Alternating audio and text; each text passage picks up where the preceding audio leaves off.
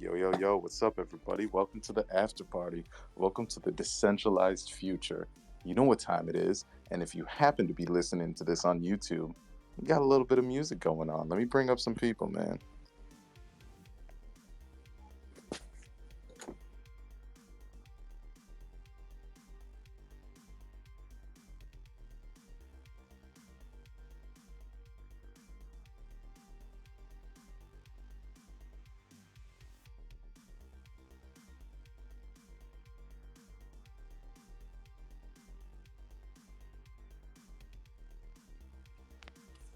Yeah, man. This music is sounding good. We're rocking out. We're feeling good. We got Frankie Diamonds up here, man.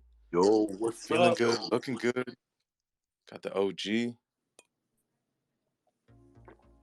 How are you, man? How are you? Surviving, man. I feel a lot better now. Yeah, man, I'm really glad that you're doing well. This is the free flowing conversation of the after party. We talk about anything here, but yeah, man, I'm really glad to see that you're doing a lot better. That COVID stuff, man, Ooh. it'll get you. She kicked my butt, man. She was kicking my butt, and I be honest with you, I don't think I had the original ones. I think I had the Omni one. I can't even imagine what people went through. I mean, I'm a baby. I'm not gonna lie.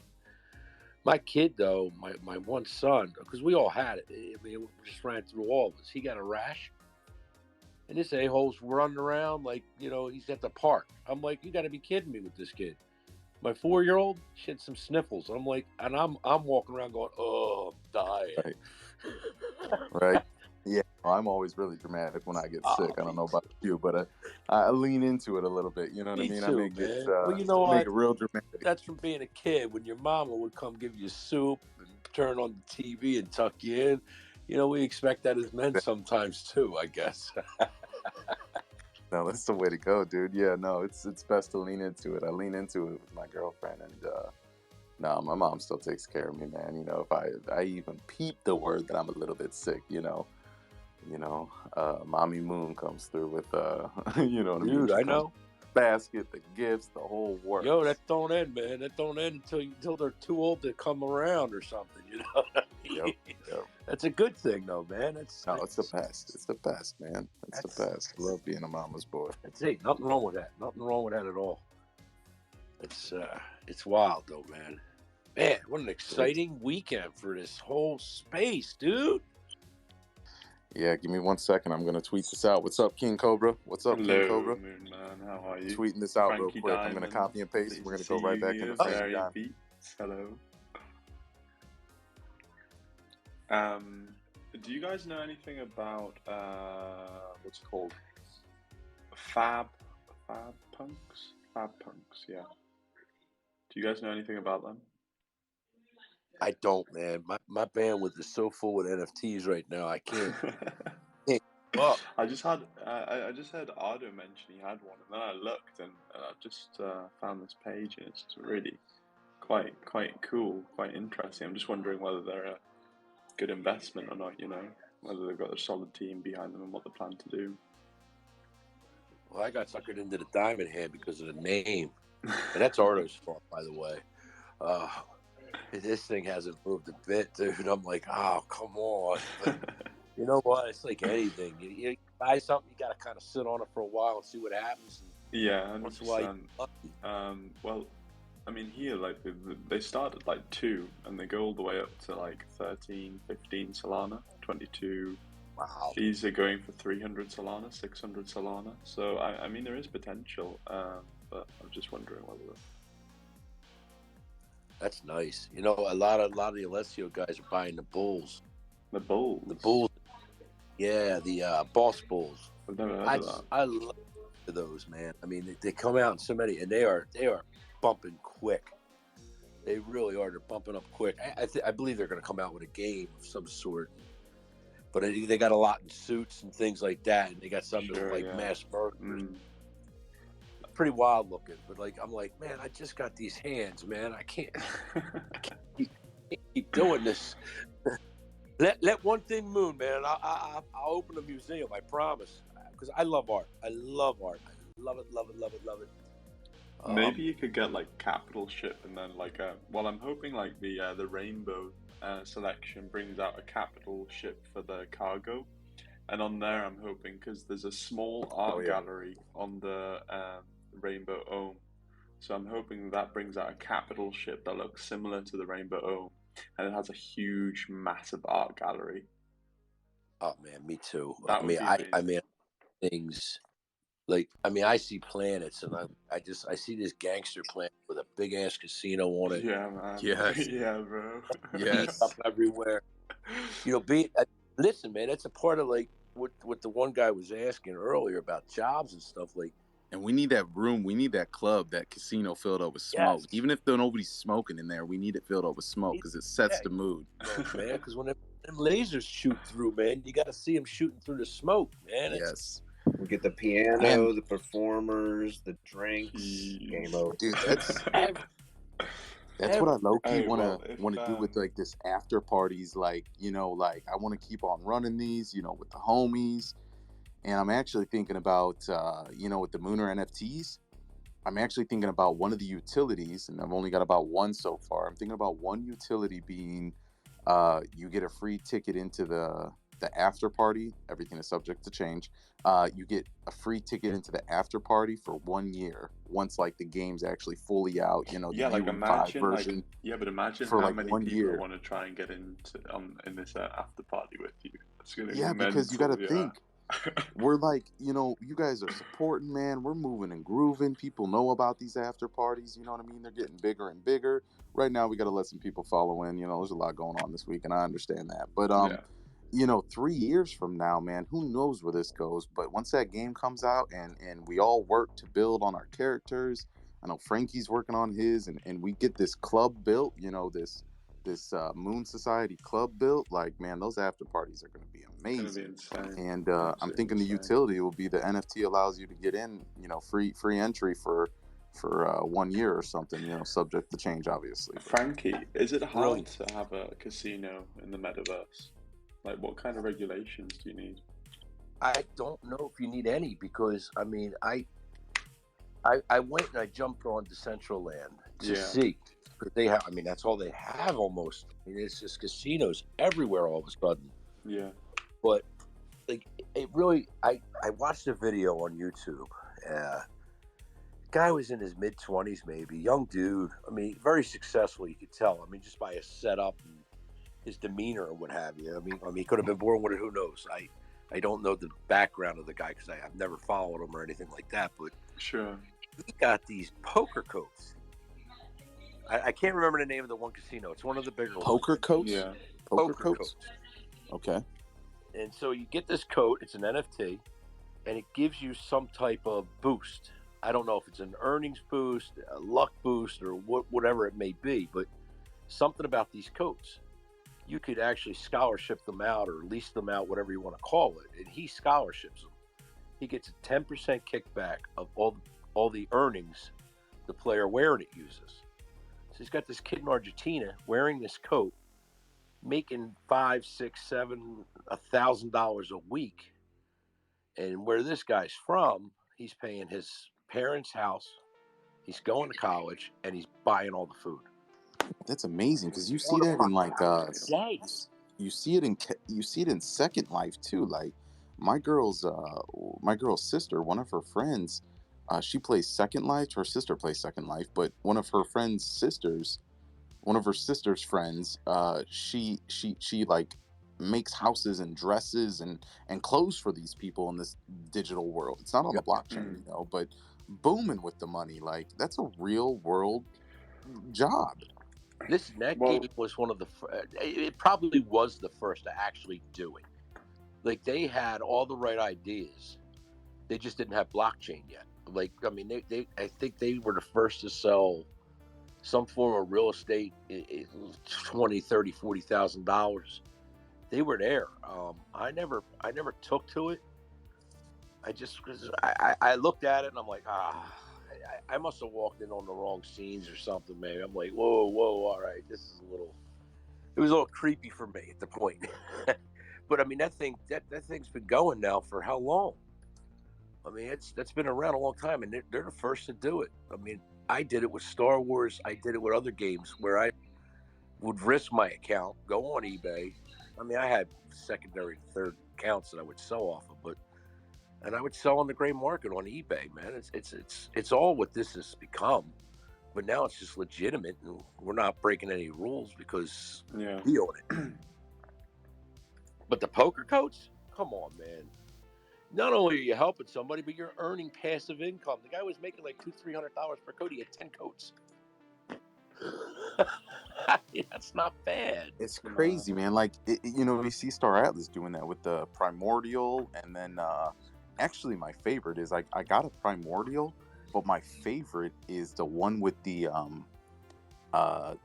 circle hat thing, and then it's like that. It's the robe looking one. The beach hat with the robe. That's my favorite, man. That's my favorite.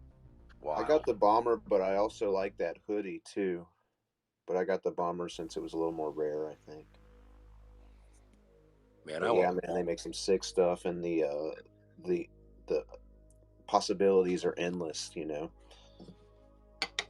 I agree, man, and I just keep going casino. I mean, I see races and taking bets and taking action. Like it's living out your dreams, but yet you're doing it in a clean way and a helpful way. Like, do you know in Decentraland, and I don't play this game. I just went in there to check it out because I did some research on it. I think there are 5 or 6 hour positions. You can become a host or hostess in the casino. That's not me.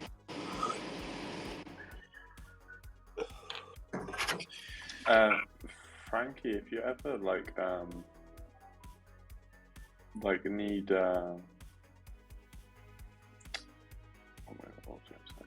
we were speaking about putting together a potential casino one of these days. Also, is what I think is. Yeah.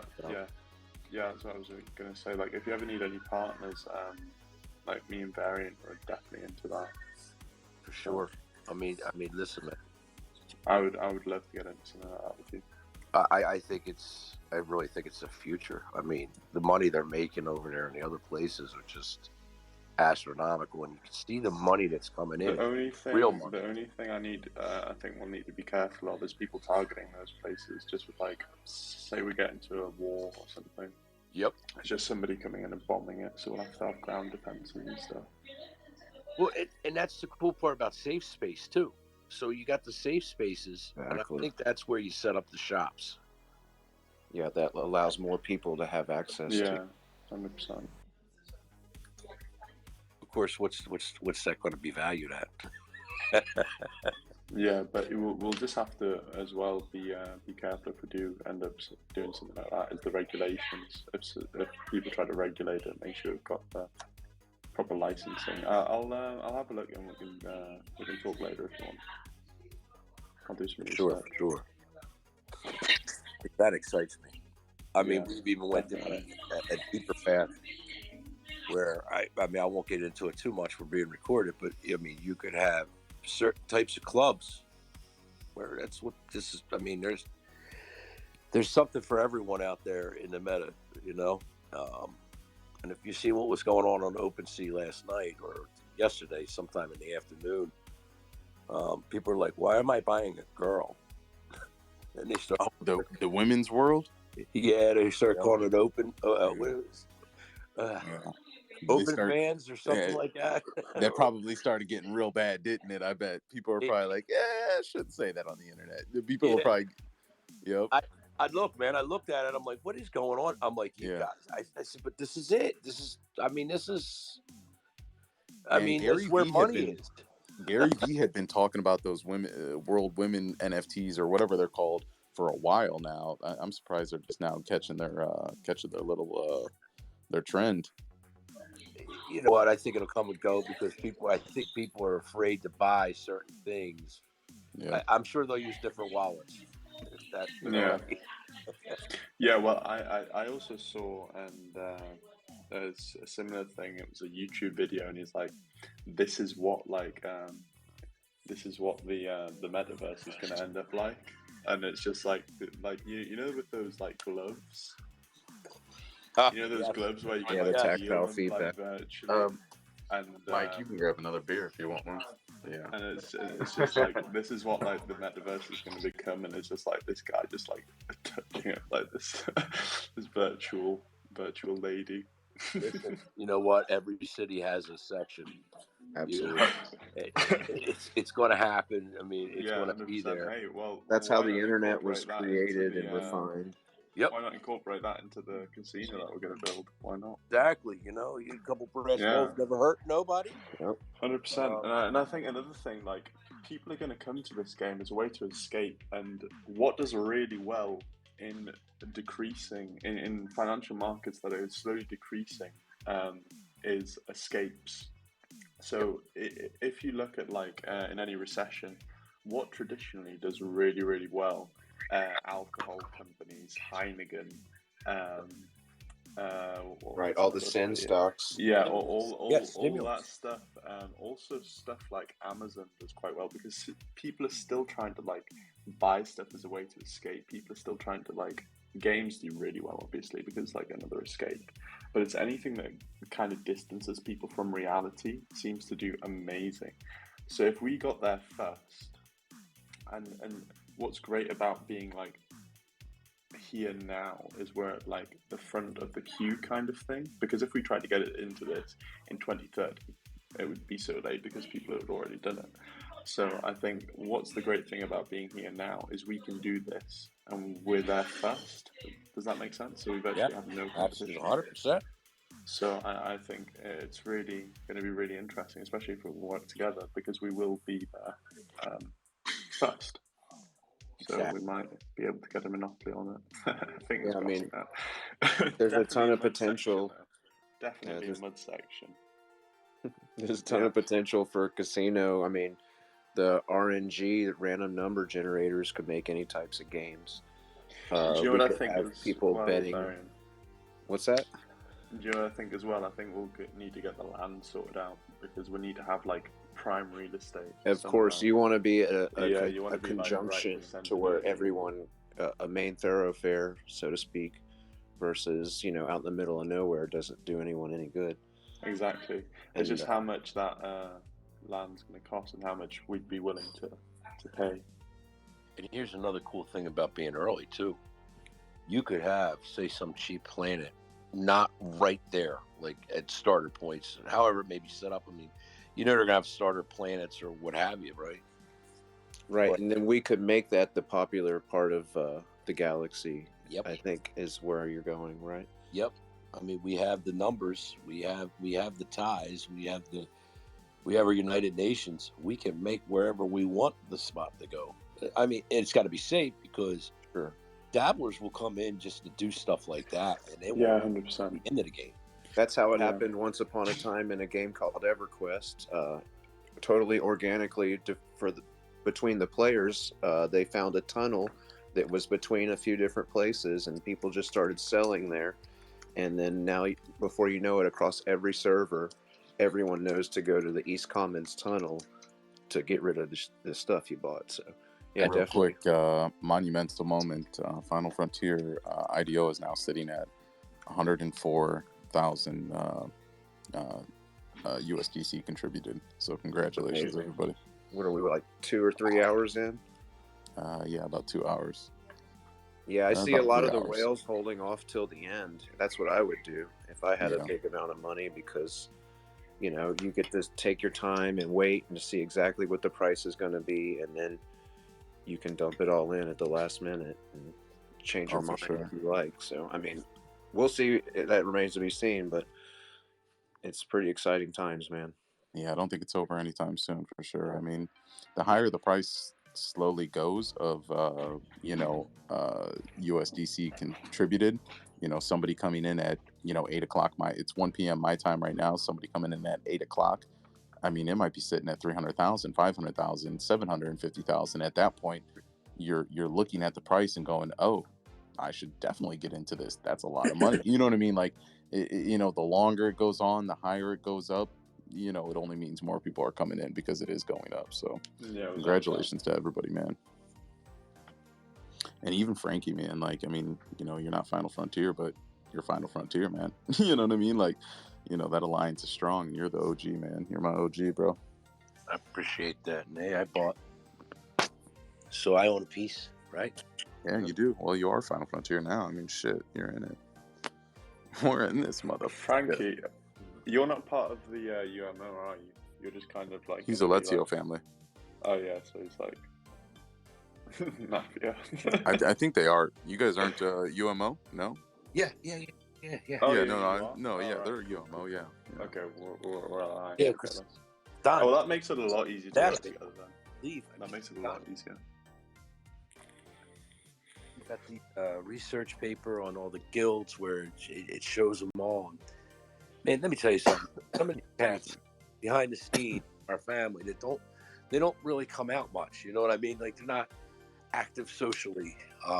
Some of the dudes I've never even spoke to, and they're building shit. Their brains are just amazing. I'm like, where did these guys come from? I mean, they really are.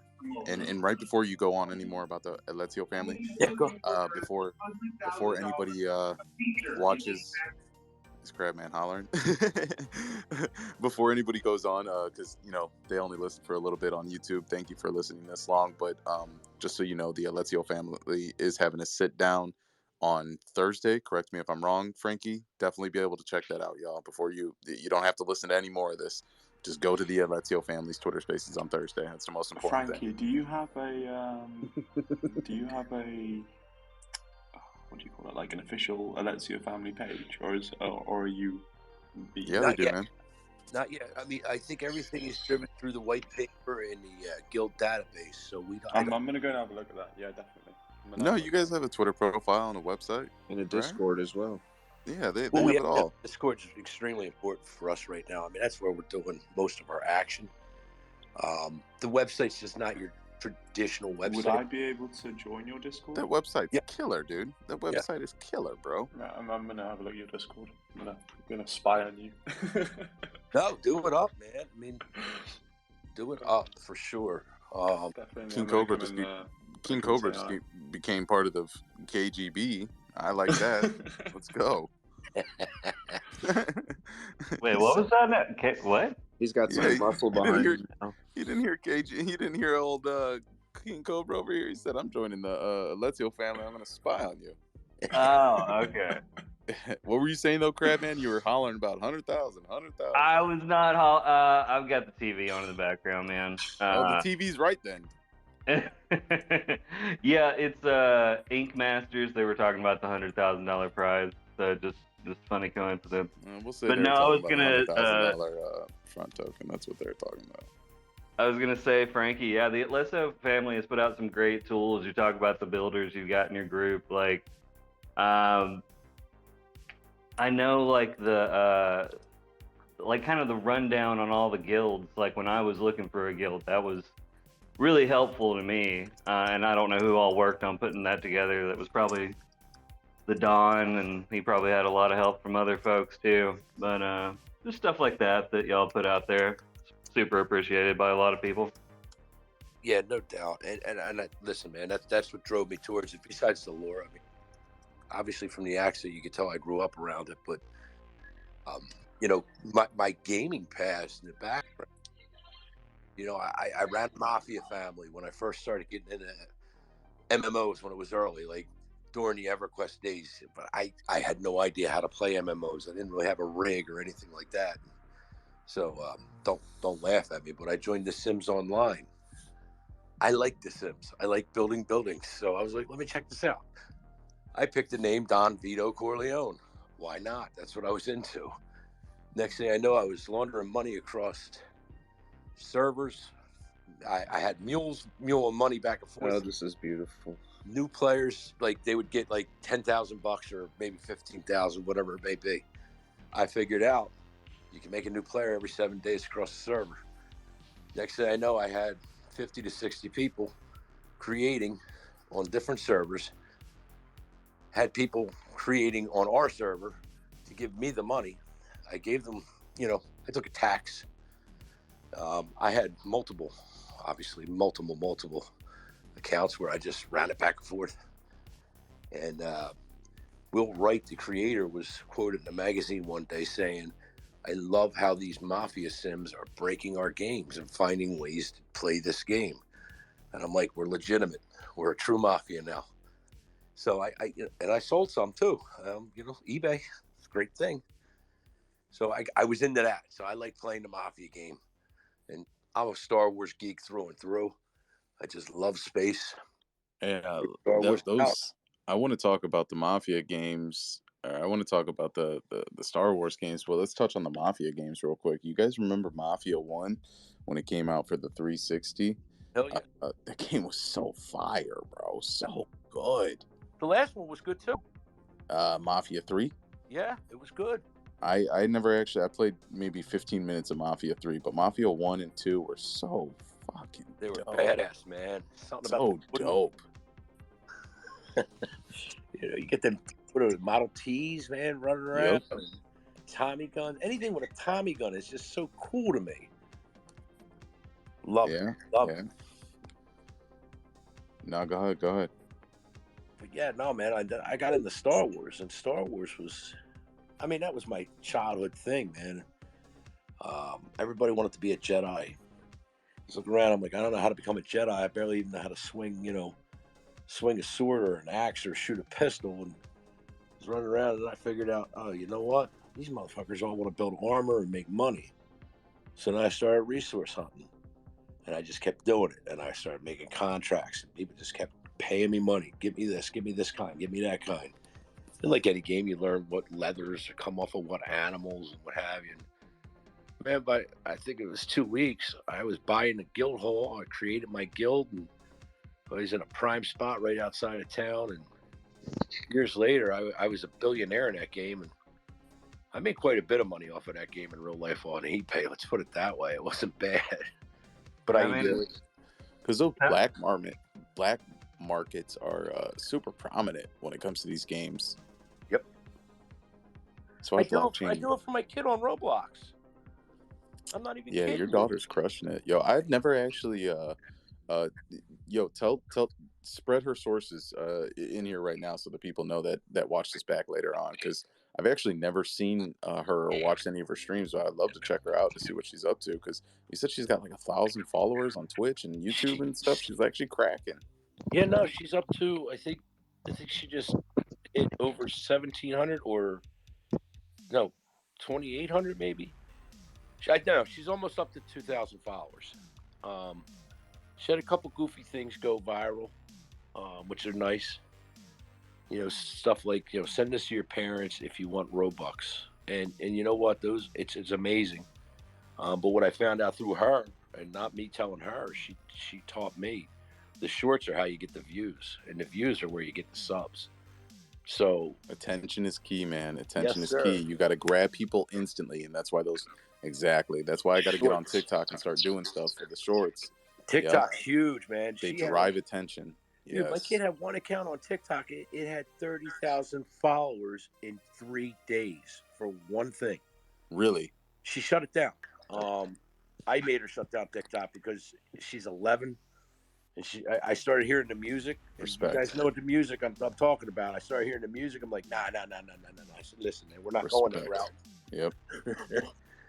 Because if she did it before, she can do it again. Wait till she's a little bit older. There's nothing wrong with that. That's it. And I told her, I said, you know what? I said, this is giving you some bad ideas. Your attitude kind of sucks lately. I don't want you doing it right now. It was too adult.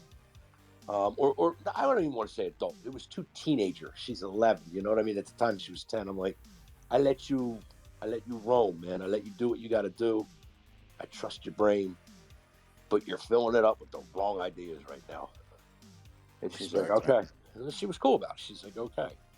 But she's gonna go far. If she has an attitude like that and she didn't trip too much, you know what I mean? I'm sure she tripped for a couple of days. Like, damn it, you know what I mean? I really wanted to TikTok, you know what I mean? But like, she trips over everything. She's for the most part, her being cool, man. Like, she's gonna go far with that brain, dude. I think she trusts my judgment sometimes. Not always, but I think sometimes she does. Now, again, she's just hitting those strides in the ladyhood. So it's a rough haul right now with her. It's a dangerous world out there, man. You got to protect her. But I say this, man. I say this, man. You know what I mean? Like, I've always been a fan of games. I've always played games. You know what I mean? My mother always was cool with getting me games back in the day. You know what I mean? Yeah. What she could afford, and I think games are like a really safe outlet for kids, and it's the way to go. You still get to hang out with your friends at school. You still get to have a friend or two that comes over and hangs out and plays some games with you. Like, it's not a bad life. It's not. You're still communicating with the world. You're still interacting, but you're just Agreed. doing it digitally. I don't think there's nothing wrong with that, man. So yeah, man, games are good for kids, yo. And bro, look, man, their generation is going to be pure meta. So like, they're ahead of the curve if you think about it. Like, I'm training my kids in all this right now, training them, showing my son, like, look at all this money you spent on Fortnite. You don't own one piece of it. Now, if I find you a Fortnite type game, you own it. You could sell it. You could flip it. Oh, okay. Well, that makes sense. But it's not going to be Fortnite. I'm like, it doesn't matter. It'll be gone past. It'll be in your rearview mirror in a couple months, or a year, or whatever it may be. Same with Roblox. They're always buying. I can't tell you, nor do I want to tell you, how many thousands my daughter has pilfered out of me, my wife, my family, just on Robux, pure Robux, and some eBay. But the eBay I like because I just say, hey, look, man, you need a candy cannon? Let's do it. You can't get them. They're rare. They're this or that. You do a giveaway on YouTube with a candy cannon, you just got 100 subs. So it's business. You know what I mean? It's like anything. 100% facts.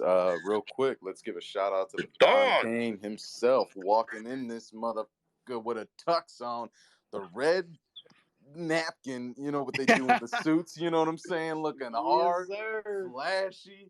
Murder What's up, is in gentlemen? the building, son. What's up, gentlemen? How you doing, Mr. What's up, Don? brother? Welcome, boss. Doing well. Yeah, this let them know. Let them know about the sit down on Thursday. Let them know. Sit down, baby. Yeah, I think we're gonna do it on Friday. Still need to double check. But I'll make an announcement on the Alexio official Twitter account. Is this Beautiful, is beautiful. Don Kane? Are you the leader of the Alexio family? Say it again. That he is. Yeah, he's the leader of the Alexio family. Yep. Yeah, indeed. Real quick, Hey, before we get into anything else, how you feeling? How you looking? You all right? I know you got hit with it too. Yeah, I got hit hard, man. I think I'm about 95% right now. Still got some congestion, but man, that COVID, it was a quick punch. Like the first day, 2 days, it was. But the fever was bad. But after that, slowly came back, and now we're about to get it going, man. Next week's gonna be big. It's gonna be huge. This whole next few months, we're gonna be. Let's just say you're gonna see some things from the Alexio family. That's gonna be some eye openers. So. Yeah, I'm looking forward to it, man. Yeah, everybody please go follow Don Kane and Frankie Diamonds. Frankie Diamonds, baby. Yo, you're not going to post those naked pictures of me, are you? Nah. But let's jump right back into the topic of TikTok and the gamings and the kids' futures and this metaverse and how they're so accustomed to it and they were kind of born into it and they don't see no different, and how this is crazy because they grow up in a world where they're going to be able to, earn money from games, and they haven't even actually hit 16 to where they have to work a real job. So let's keep talking about that. And, yeah, I heard Frankie Diamonds. He was talking about his kids in Fortnite and Roblox, and I don't have any kids, but I got a nephew, and he's I think he's 11 years old.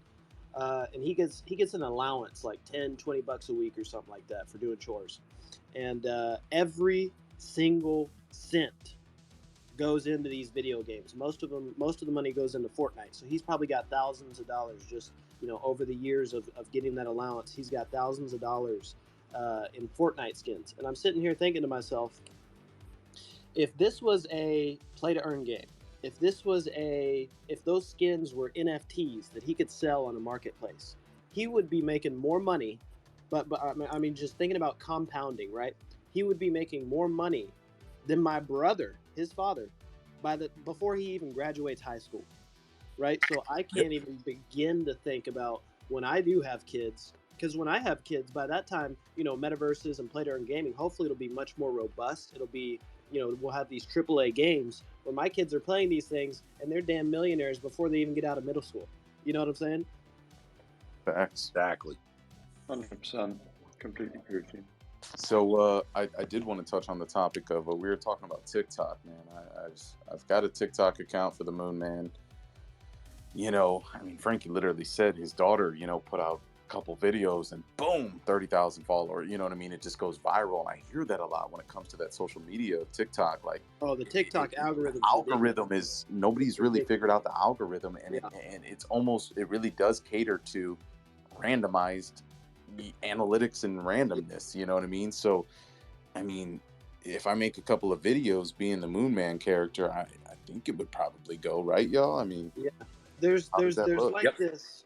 There's like this. I've used TikTok for a few months now, and for the longest time I didn't want to, but eventually, whenever your friends send you so many TikTok videos, you're just like, fuck it, I'll download the app.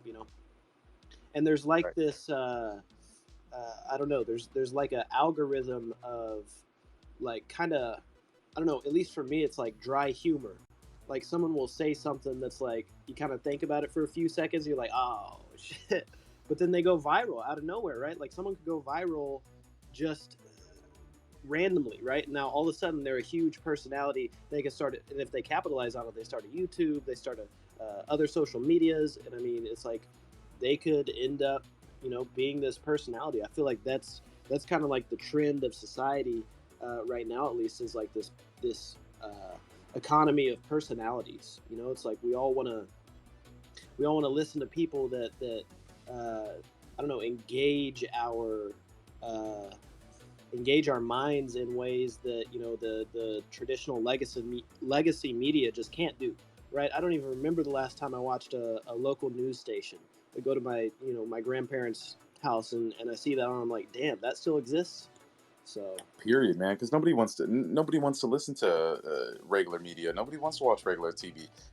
I think Joe Rogan was touching on this actually not too long ago, but people want to listen to this. People rather listen to this after party, us all talking, because it's real. We're giving our real thoughts, and we're not condensed to a 5-minute segment and a script that we probably don't even approve of. It's gone through 30 rewrites, and no, you can't. You're not going to get nothing out of anybody doing that. It's scripted, it's weird, it doesn't sound real, and then when you try to implement that into a podcast, for instance, I think they brought up Obama and somebody else doing a podcast. It's not going to work. People are going to pay attention for a little bit, but you're not going to get any good numbers because it's scripted. There's no real feelings coming out of that. There's absolutely no real talk coming out of that, and people are at work and they want to listen to, for me, for instance, my 9 to 5, I go to a work and I download a podcast, download a couple of YouTube videos, and I play that long form. That's what people want. If they want, it's all about personalized media. There's so many different content creators out there now. It's like 99% of them I don't want to listen to, but that 1%, I can literally waste days at a time just listening to these people. You know what I'm saying? Talking about the stuff that I actually want to hear about. I can't tell you how many times I went to sleep to Raoul Paul. He's just got a sultry voice. Yo, Val Phoenix, what's up, brother? Hey, what's up? How's everyone doing? I see there's the after party running. Hey, you already know, man. Another crusher of the Final Frontier. Everybody go follow him. Crusher. Thank you, my friend. How you doing? I'm doing good, man. How are you? You feeling good? You looking good? You know the quote. I'm great. I grabbed my bag. I'm very happy with it. So I'm just looking forward to work more with us. I'm very happy at the moment. Beautiful, beautiful. And for people that don't know what he's talking about, obviously you guys know what he's talking about. For the listeners after this, though, we are talking about the FRNT token. The IDO is live right now, It started at 4 p.m. UTC, meaning it'll run till Sunday, 4 p.m. UTC. Go get you a little bag, support the Final Frontier, and actually become part of the team. Because once you own the team, you're a part of it, baby. You know what's very good about it? Like when I joined Star Atlas, for example, I joined after the Rebirth event, and I joined it just when the tokens were coming out. So as soon as I tried so much to fit the requirements to get my bag of Atlas and Polis, and I wasn't able to do it. It happened also a couple of times in my life as well in the past years. And now that it's this IDO, it's a fair launch, right? So like it's so easy to grab a bag of it, and now I mean, actually it's such a big opportunity for everyone, and then so I hope that everyone is doing their part, because I mean, not every time happens that the IDO comes out like this, right? Very true, man. It's a once in a lifetime Exactly. moment, and that's why I'm a big believer in preaching to the world, with the Star Atlas community. I mean, come on, like just late August, we were having the Atlas and Polis, going public for the first time. That moment's, happened and passed. You know what I mean? Gone. You know what I mean? It's just a memory now. Man. You know what I mean? 2 months ago, when we were all having some great Twitter spaces talking about, man, we got to enjoy this. We're in the beginning. Well, guess what? Time goes on. This IDO is happening right now. We have to live in it and really soak it up, because tomorrow, next week, it's just going to be a memory. Time keeps moving forward, man. And we really have to just enjoy these moments of being super early, because everybody that you see on the stage, for the listeners, afterwards, for everybody that you hear afterwards, man, like we're really going to be some people that people know about. You know what I mean? And I'm, I don't mean to sound any type of way, but we're humble, and we're going to be the OGs in the future, man. And for anybody listening to this 10 years down the road, reach out to us, man. We're not going to change. We're going to be the same people, a little bit more busy, but like, these are the times, man. These are the times. A little bit more busy. Internet on the island, I've right? just looked at my wallet and I've got 390 of an unknown token. Yeah, I know what that is. It's the weird front thing, and it deals with the Solana and us trying to contact Solana. It's weird. We're gonna get it fixed out, but it's the system's weird, and they're insane to contact. They don't listen to anybody. We've literally sent them. It's a whole weird thing, but the IDO is going great though. Hold up, Cobra. Do you have that 2,000 from the other day that you got in Yeah, there? but that's got like Final Frontier, FRNT. Beats can probably explain better. Let Beats talk. token. I'll say something stupid. Let Beats talk. All right. Okay. Yeah, you can explain it. Can you ask the question one more time?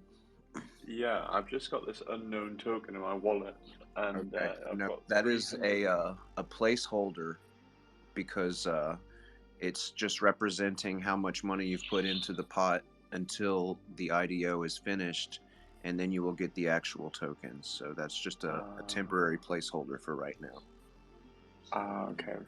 And as to the issue that Moonman was speaking about, we've been having an issue populating the logo onto the where it's going to show in your wallet for the FRNT token. So right now it just has a question mark, because we've been having such a hard time getting through with a lot of developers to update that. So stand by on that. It will be updated, and I hope that clears everything up. Yeah, and that's the other thing too. You know what I mean? It will be updated. We're trying to contact Solana, and we're literally on CoinMarketCap, and they have the correct logo. So just to show that another place actually does have the correct logo, it's just this one specific market that we're trying to get into contact with. So it reflects nothing on what this IDO is. It's just a little hiccup in the icon. That's all. Yeah, we all know everything will be fixed very easy. Sorry, Don. Go on. No, you're good. I wanted to learn more about the fair launch protocol. I hadn't seen anything like this. I don't understand. Could someone shine some light on how it works? Sure thing. Right now there's We just started a few hours ago. There's a 24-hour window for everyone in the world, regardless of KYC or, you know, any type of limitations. You can put USDC into the pot, right? The pot is a total of 96.6 million tokens, and depending on how much USDC is in the pot is how many tokens you will get, you know, that'll change the price. So if more and more people keep adding $1 billion to the pot, the price of the token will have to go up accordingly. And so right now we've had just over $107,000 USDC contributed. So the price of the token is 0.001 USDC. So it's an incredible value right now. There may be a lot more people coming in later to push up the price within this next 24 hours. When that time period's done, people will have a 12-hour grace period to say, oh, the price has shot up a lot more than I wanted and I don't want to participate anymore.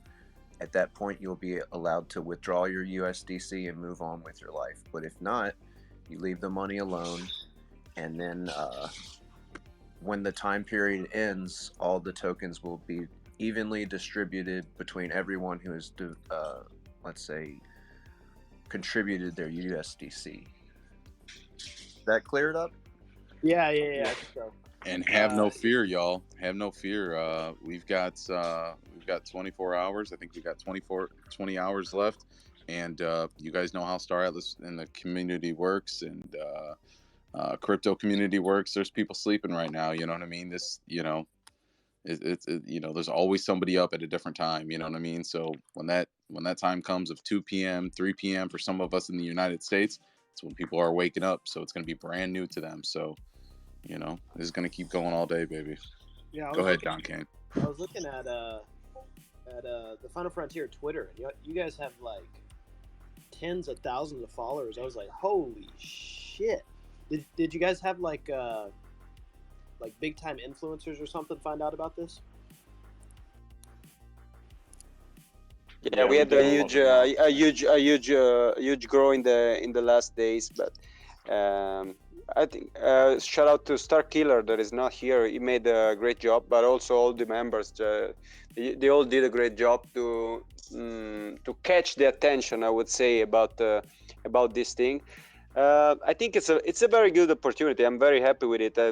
So even I'm just looking forward to what's going to happen, because I know that the team is solid. So, I mean, as much as I can say, I don't really care how much we raise, because of course that matters as well. But as much as you know how solid is the project, I mean, I'm very happy to receive more FRNT for myself, a little bit selfishly.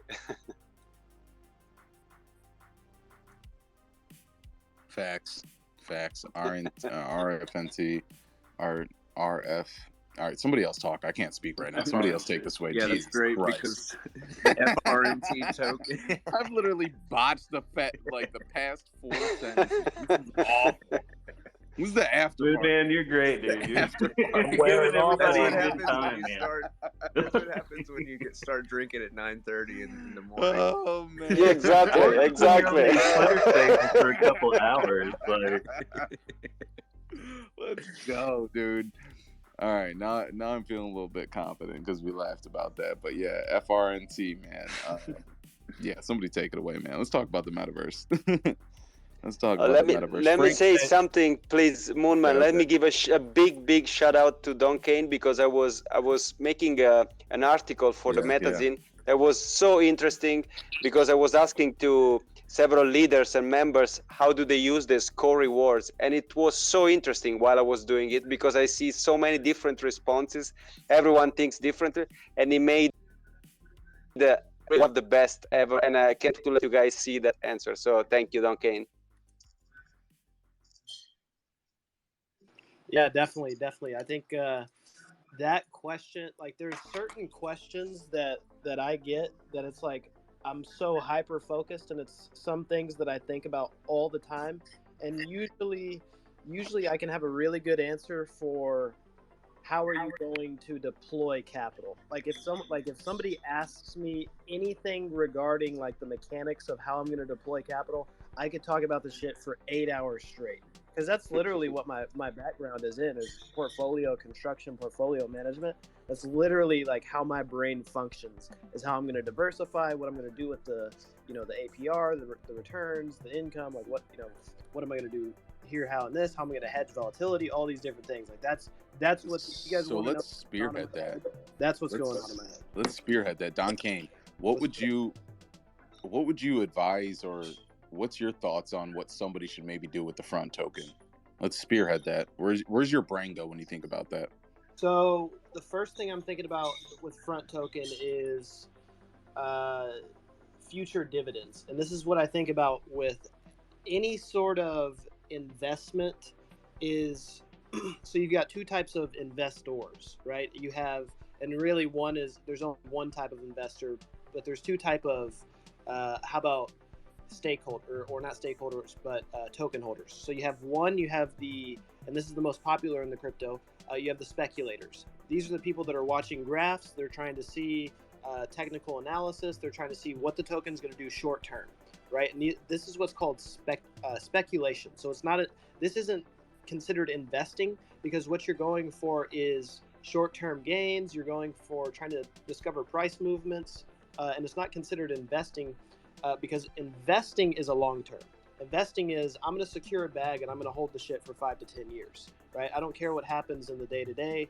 I'm holding this because I believe in the project, and I believe that over time there's going to be some kind of either dividends or some kind of revenue share that inherently makes the token valuable over time. And in the case of guild tokens, this is why DAOs are so are like the leading form of structuring for a guild, is because basically, from what I've seen, there's two big ones right now. So the first one is YGG, and then the second one I believe is called Avocado Guild or Avocado DAO or something like that. And there's a few other ones, but I think those are like the two huge ones in the space right now. And they make a ton of money from like scholarships and lending protocols, which directly affects the price of, like, it gives it value. You know what I'm saying?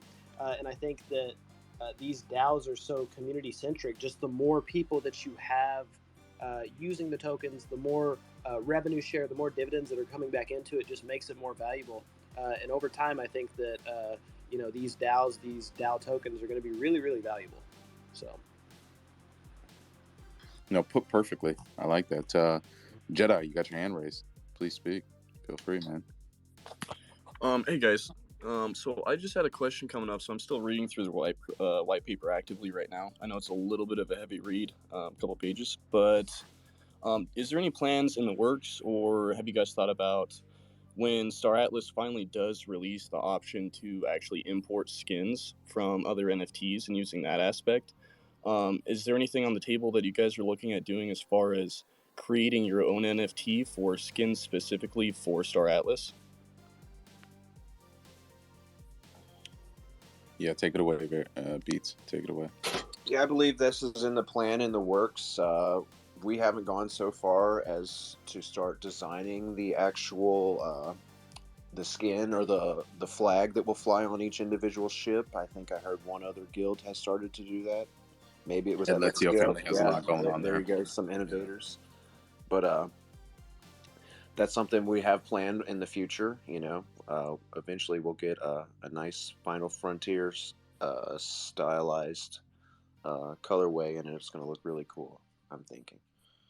Inspired by the Alexio family. Thank you. Yeah. Once there's third-party development, so like people are able to build on the Star Atlas metaverse, like I think that's when you're going to start seeing guilds really, really putting some effort towards custom skins, city architecture, and it could even be more than just like artwork and skins and content. Like it could also be on the back end. So I know that the Moon Man and I have had multiple conversations about eventually creating like this bounty hunter's ring, And the idea behind it is we would have smart contract developers where we could like create some kind of like, for instance, one of the things we wireframed on a Spaces a few weeks ago was this idea of having like a screen in your spaceship, like in your cockpit when you're flying around.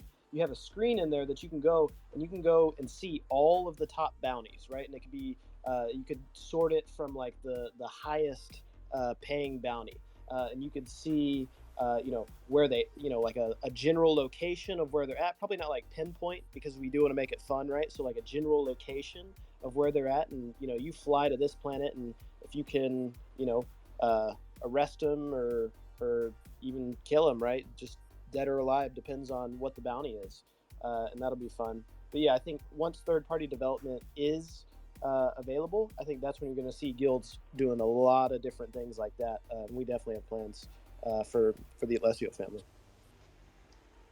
Take it away. Sweet. I appreciate that. I wanted to circle back on earlier. Before you make me go down the bounty hunter rabbit hole, I won't do it. I won't. Just to circle back on the website and the white paper. I mean, the man's here now. He can explain it much better than my rudimentary meathead version. Don? Yeah. What in particular in the white paper did you want to talk about? But they were asking a little bit about the website and the white paper, the thought behind it. And I said, Jimmy Hoffa, I mean, there's just so many brains behind the scenes. There's guys that nobody's even seen before. There's a guy that's locked away called the Lore Master. No one's even seen him. Don keeps him in his closet. Yeah.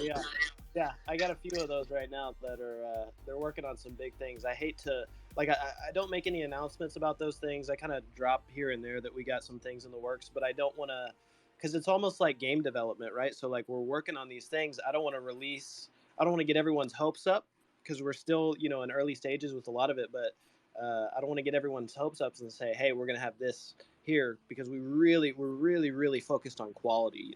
Like if anyone has had the chance to check out our white paper, like we put hours and hours of thought into, like, it came down to certain words. You know what I'm saying? Like there would be one, like, and this is a long white paper. I think it's like 16, 17 pages, and the print is small. Like we would have meetings over one word, changing one word in the white paper, just because we put so much attention to detail, right? And so I think that our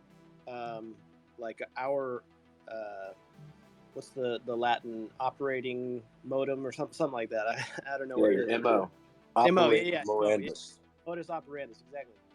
Is that we want to release the highest quality things, right? Like we don't want to just put out something that we just threw together. Like we spend a lot of time. We're not perfectionists, but what we do ascribe to is a high level of quality and production. You're a perfectionist, bro.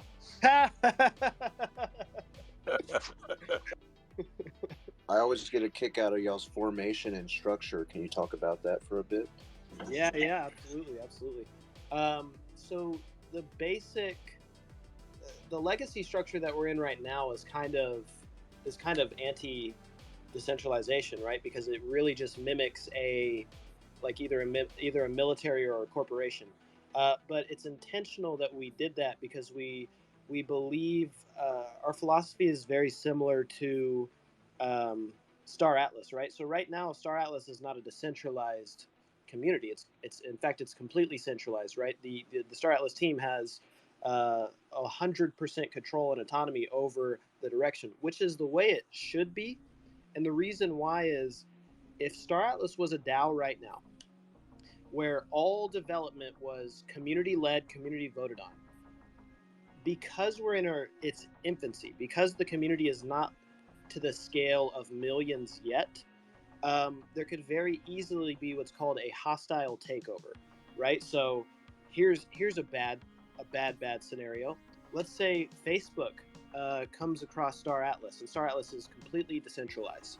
Well, Facebook comes in, buys 51% of the Polis because it's pennies to them right now, because Polis market cap is like 89 million, and Facebook has billions of dollars. They come in, crush the project immediately like that.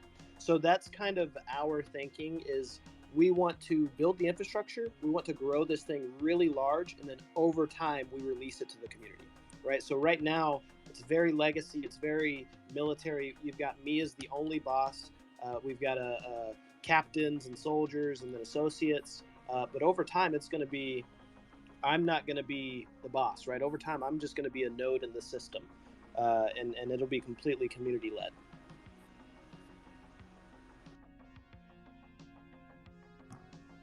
$100%. Any more questions? This is getting good. I like hearing more about the Alexio family. You guys are doing big things.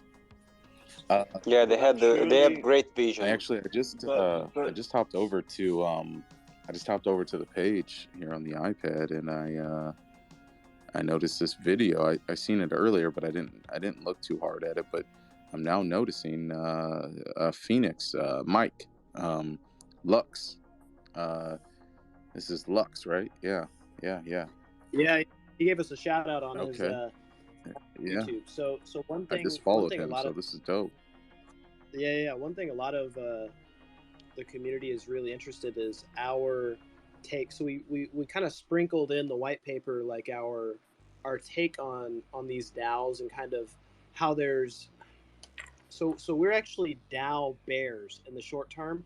We think that the structuring because DAOs are in their infancy, right? I didn't know what the fuck a DAO was 3 months ago, you know? Like these things are brand new, and with any brand new technology, there's going to be exploits, right? There's going to be things that don't attribute to the better good of a community that's within a DAO. And so one thing that one of our leaders, actually second in command, Jimmy Hoffa. I know a few people have heard him talk on Spaces and other things. He's actually working on like the political theory behind how to run essentially a political economy in the metaverse. And he's actually he's working on a light paper for the political economy right now. He says probably at the latest February, but hopefully he can get it out at the end of this month. And really, what it details is kind of like really low level like mechanics and protocols to the DAO.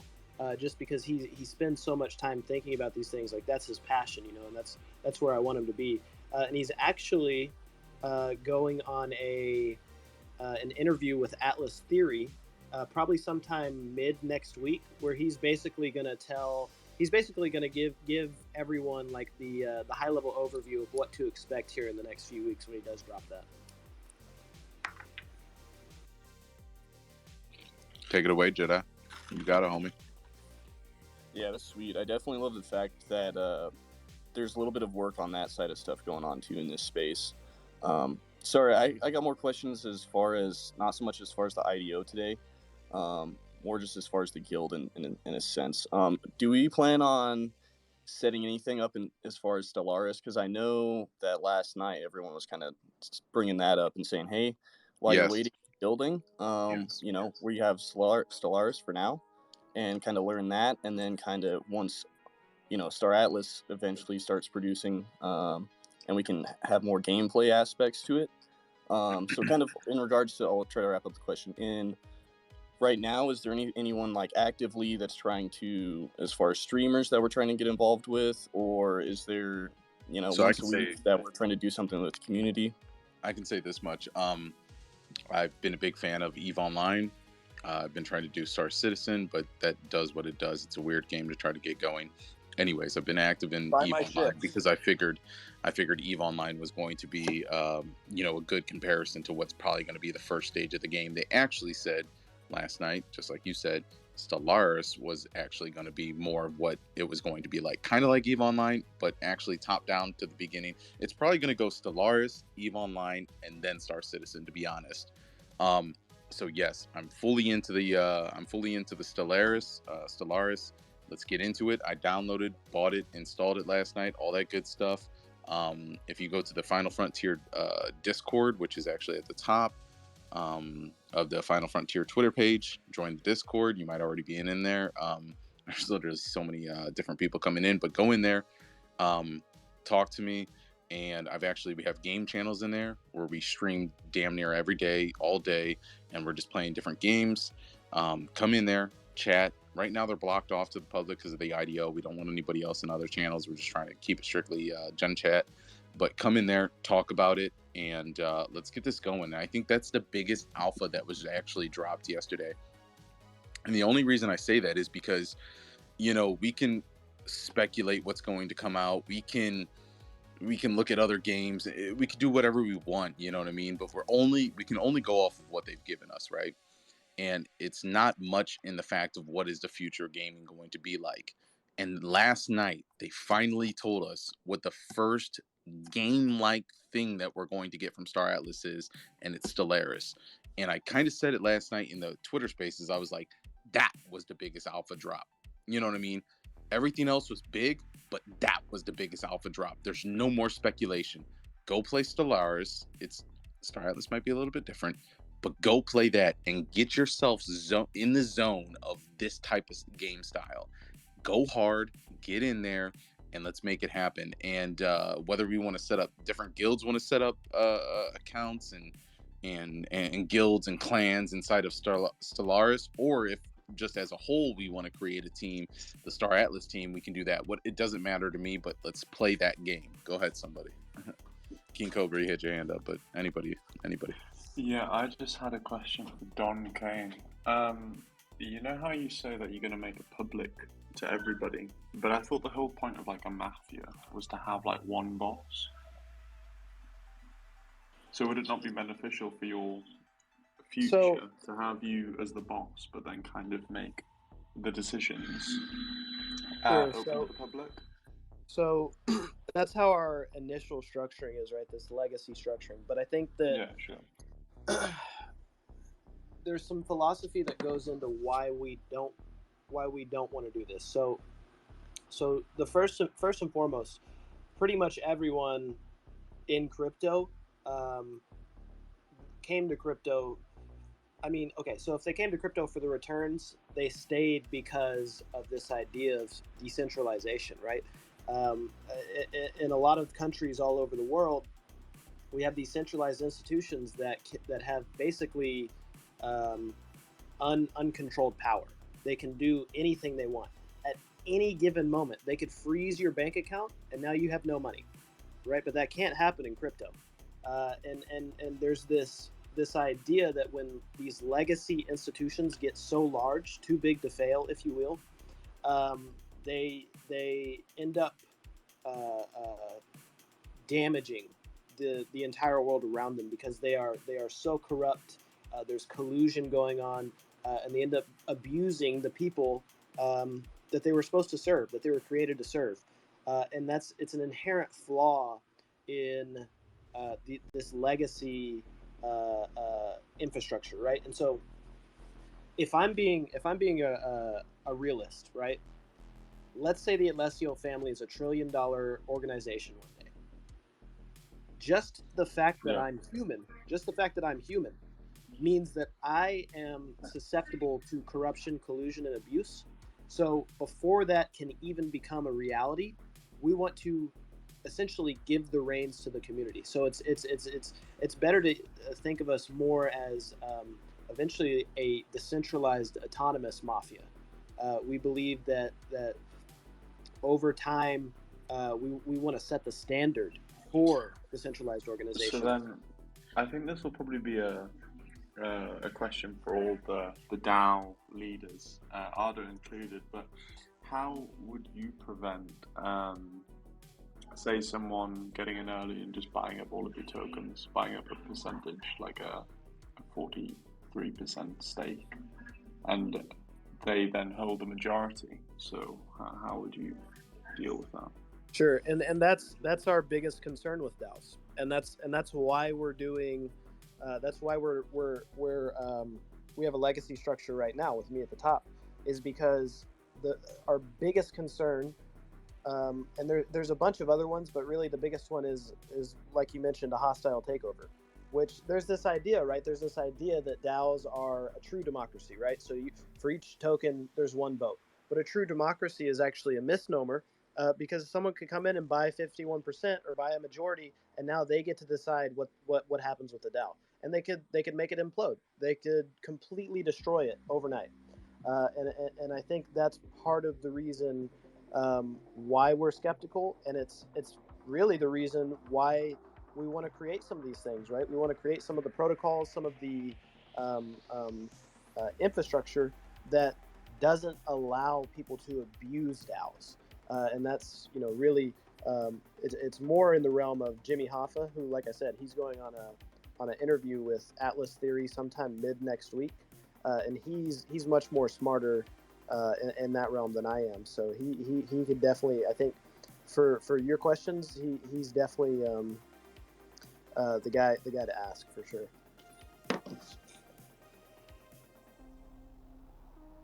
I can explain this a little better too. Like, if you have any knowledge of the lore of the mafia, even I believe it. Yeah, the Godfather, I believe, had it too. They all run together in my head at this point. I mean, we have a little section we just started with Mafia Media, and I think I scared everybody off by the time I was done the first part of my list.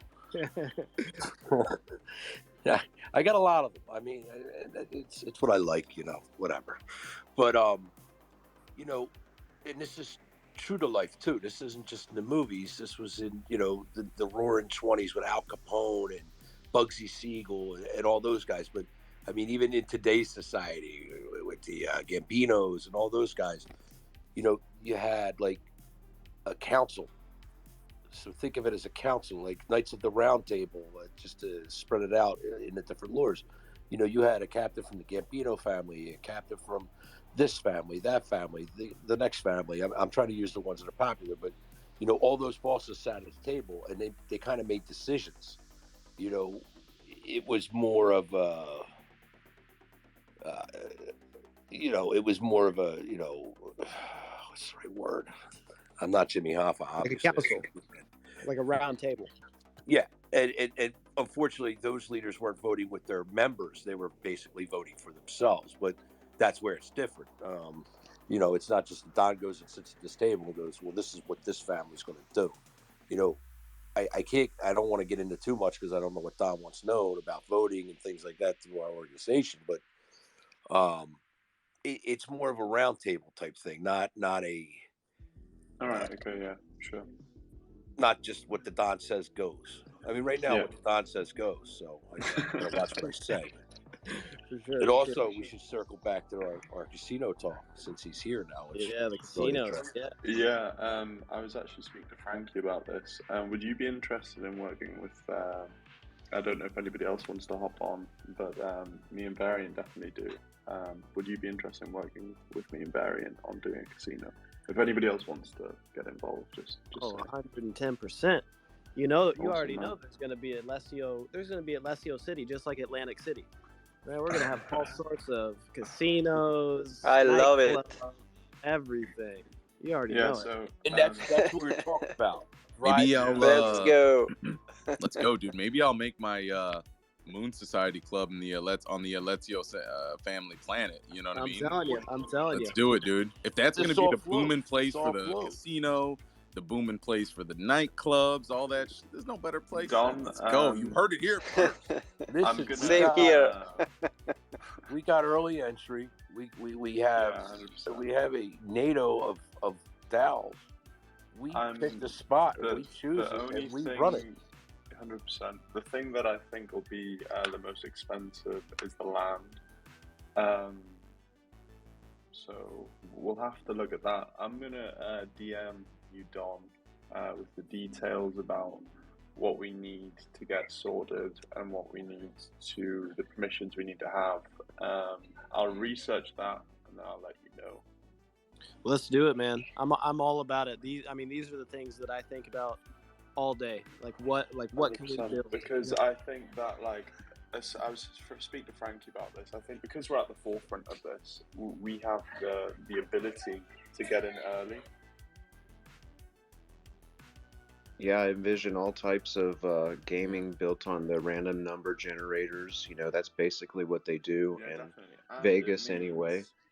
We can And the have all types memes. of people who gamble on, say pod races, like stuff within the Star Atlas Yeah, world. definitely. I think Not it's only that, no. but we can Go on, have Barry. people place bets on things that are happening in the real world, like say a real world fight or election, whatnot. Oh They'll be yeah, able to go place wagers in our metaverse, yeah, and that's along the with. beauty of this being all built on blockchain, right? Like blockchain as the foundation, is that we can absolutely have some sort of Oracle data pulling smart contract that says, hey, if you want to bet on the election of the next Don that gets ranked up in the Alessio family or something like that, you could literally bet on that. Like we could have the infrastructure to do that. Oh man, I like that. That's so fun. And I then just want to be Frankie Numbers. It's gets, going to be Oh, it he's gets, the it gets, godmother. it Look, gets a Frankie layer. numbers. Let's go, Oh, dude. Ashes is go. here. Ashes is here. Frankie numbers. So think It's the about coldest thing. Yo, we gotta have like cause Frankie's got a little bit of Italian in him. You know what I mean? It sounds like we got the Alexio family with the mafia. We gotta have like a meat market somewhere. You know what I mean? Serving straight jumpsuits. Just Meat just all like day, Rocky, dude. man. You go I in need and me a you good train before you sandwich in the fight. metaverse. Sorry. Go ahead, Frankie. We No, can have the you can have a Moon meat Man come market. You gotta have a perform at meat our market because that's casino where one you of put the these days. bodies. Yeah, dude. Exactly, bro. That'll And then that's where you it'll be train really for your special. boxing match. Wait, After Frankie, you did chase I just some hear you chickens. right? Did you just say that's where you put the bodies? Yeah. We gotta have a nice deli in there. No, listen. Slices. I just bought a Cadillac, right? And I forgot that I was talking to my 9-year-old son. I opened the trunk. I said, that's probably about a 4-body trunk. And he goes, what's that, Dad? And I'm like, oh, shit. I said, well, the old days, 4-body trunk. you looked at a Cadillac and you called it an 8-body trunk or a 4-body trunk. This animal climbs in there. He goes, these trunks aren't as big as the old days, I don't think, Dad. He goes, you could collect a bunch of kids back here. I went, we're done with this conversation, bro. Yo, I want to switch direction real quick, talking about like animals that are supposed to be animals and dead bodies and stuff. Y'all remember Tommy Boy, when that deer was supposed to be dead in the back of their back seat and decided to wake up and just went crazy in their car, tore up everything. Dude, that happened in Goodfellas too. That's hilarious, yo. Yeah, no, those movies are the classic. Yo, I don't know, like, let's get into a little bit of comedy and stuff, yo. Does anybody have anything against David Spade and what was his name? Sorry, Chris Farley. Best tag team ever. Agreed? Can anybody God. say the best I tag love team Chris ever? Farley. I love Chris Farley too. They were epic during their time. They What about, were. I don't know about the Chris best, Rock but I'm gonna and put him in Jackie- top 3, like definitely. Chris Rock, top 3? Chris Rock and Jackie Chan. They're Nice. pretty good, yeah. Decent. What about Decent. Will Ferrell and John C. Reilly? Who's John C. Riley? Oh, Is Step John Brothers. Step Brothers? Okay, That's- yeah. Talladega Nights. That's it, Shake and that's bake, it. baby. Yes, I know that. If we I just didn't know the become name. best I know the friends. face and the actor. Yes. Yes. Yes. You want to go do karate in the garage? Wait, you went Step Brothers. I went Boogie Nights. Oh God, what's wrong with me? Seth Rogen and James Franco. Ooh, that's a good one. That's a good Seth combo. Rogen's awesome. Only because like they actually didn't even have that many movies. They only actually did have their own little time frame. Like they didn't just because we all thought they were gonna like be the next ones to run it for like 30 years, but they actually only did have like a pocket in time. You don't see them doing movies They're anymore. probably So not gonna Yeah, not James, gonna get classic. together anymore. yeah, James Franco. He's blacklisted Yeah, he's out. from society. what'd he do? He's kind of creepy. Oh, Well, okay. Well, cancel him then, I guess. I mean, we don't can't want know what creeps. happened, but even Seth Rogen came out and like he distanced himself. So like that kind of seems like if his bud's gonna Damn. push him away, yeah, it doesn't look too Damn. good. You know what I mean? Yeah, he came out and Yeah. said some stuff recently. I mean, within the I thought last hurricane months. season was over. Yo, Jack Black, he's untouchable. So there's Jack Black is freaking awesome, man. Jack Black and Kyle Gass definitely need to be up there as a Adam top Sandler? duo. Anybody? Adam Sandler? Happy Gilmore? best movie ever. 100%, yes. Adam Sandler, he's a legit actor now. You guys seen him in Uncut Gems? Yeah. I haven't Yeah, seen I Uncut did. Gems. Was it good? Did you see that Adam Sandler Yeah, is very actually good. in the NBA? No, can I share a fun fact with you guys? Yeah. Go for I it. actually NBA I joke work. was a lie. Oh, the NBA joke was a lie. Yeah, I've he's never just seen. always wearing basketball shorts and playing basketball. Oh, I thought maybe he like went to the NBA, like the games or something like that a lot. I'm like, I didn't know. No, I thought I would get a laugh off of it, but clearly my comedy career is not up to par yet. So we'll work on that. Stick to your bounty hunting gig, Moon Man. No. Do that. No, but I actually worked on a movie set that he was directing, or he was starring in and directing. So it was pretty cool. It was an absolutely terrible movie, so I'm not going to tell you which one. But it was a lot of fun to see him work, and like Johnny Depp was involved, and it was really cool. He's a really cool guy. Whoa, Ash name dropping all these big celebrities. I mean, I didn't meet Johnny Depp, but he was there, so I got to watch him like do his thing. You know what I mean? You guys should go watch the video where Chris D'Elia talks about Johnny Depp. It's just hilarious because you know how Johnny Depp is one of those guys that wears like a bunch of just items and wristbands and watches, Yes. and like he pulls that move off. Like you're only a certain type of person that can do that. You're just a bad motherfucker. You're rich. But Well, Chris if you get that D'Elia, famous, you can dress like that. Chris You can D'Elia dress however just you crushes want. the whole Like, situation. It's hilarious talking about it. It's funny, but yeah. Chris D'Elia got canceled in the same manner James Franco did. Yeah. I think a lot of them are starting to get canceled like that, aren't they? Yeah, Moon Man, you gotta But stop there's- famous people. There's like a light cancel, and then there's a A hard cancel. Everyone's like, Yeah. oh shit, not you. it's like, oh, that person definitely did it. Yeah, that's like the hard cancel. Like 50 people have come forward. You're like, oh, okay, all right, Like we the can Charlie be pretty Sheen sure. movement. Oh yeah. Well, like Bill Cosby, you know, like the first couple people came out, and you're like, well, I don't know if that guy did it, but then you get like 50 people coming forward, like, yeah, you're you know. Damn. But let's also say this though about Bill and Cosby. he's out, Like, and his wife picked him up from jail. but let's also say this about Bill Cosby. Let's make sure we know, man. Like that time period was a different time period. Bill Cosby was a smooth motherfucker, and he also like he was a black man in America. He had money, and like he might have been shooting a couple. He might have been dropping a couple threes with the Quaaludes. You know what I mean? He might have had a nice jumper. Don't get me wrong. But like you got to remember, some of these celebrities are like mad famous, and people just be throwing themselves at them. You know what I mean? You got to put that. That was like a lot of Wait, people, wait, dude. guys. Yeah. Right, okay. Listen. I read this story yesterday about Drake. Yeah. Has anybody read the story? Oh, don't ruin Drake for us, No, too. What tell are us, you gonna tell do? us. What the fuck, dude? Is it bad? Wait, Oh, no, it's just before I Drizzy get Drake shouted proud. out- No, before I get shouted out, just listen, right? So basically, God's plan. he met this Instagram model, okay? This girl, beautiful girl, really nice. Anyway, basically, they were in bed together, did the deed. He wore a condom, disposed of the condom, and then he put hot sauce in the condom to kill his sperm. Never. And, Never. basically Never. disposed- Buffoonery. Wait. I'm gonna cut that off right now. Look here. I'm gonna cut that off right now. It's like, Look, I'm a conspiracy guy, King Cobra. I'm a conspiracy guy. Listen. I'm a conspiracy guy, but I don't ever want to hear another story about Drake putting hot sauce in the goddamn condom. I genuinely promise you. Bullshit. And what she did was even weird. All right. She went. That website picked is out the www. condom. Fucking. All right, let's get off that. listen. All right, Wait a back. minute, No, what did I Cobra. just Let's join, you guys? let's get off that. Wait, I'm not Hey. finished. I'm not finished. I I don't- haven't finished this. No, let's hear some No, more. you don't, man. You don't Please. do that, dude. No, because the next bit's even funnier. Right. Yeah, let's so hear she that. went, got the condom, put it inside out, and tried to put it up herself, but she couldn't because it was hot sauce. And then she's now trying to sue Drake because she put hot sauce in the condom. I mean, I feel like we all assumed it was going to be something like that. Like, I mean, Welcome that's to take America. down the king of Welcome pop, to dude. America. Is that how you do it?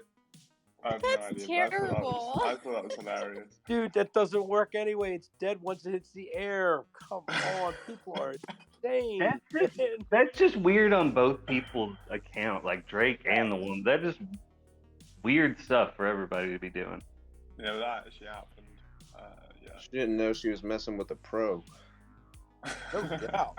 So we were talking about comedy duos, and I didn't bring up the best one, the greatest comedy duo of all time. Anybody a fan of Jay and Silent Bob in here? Hell yes.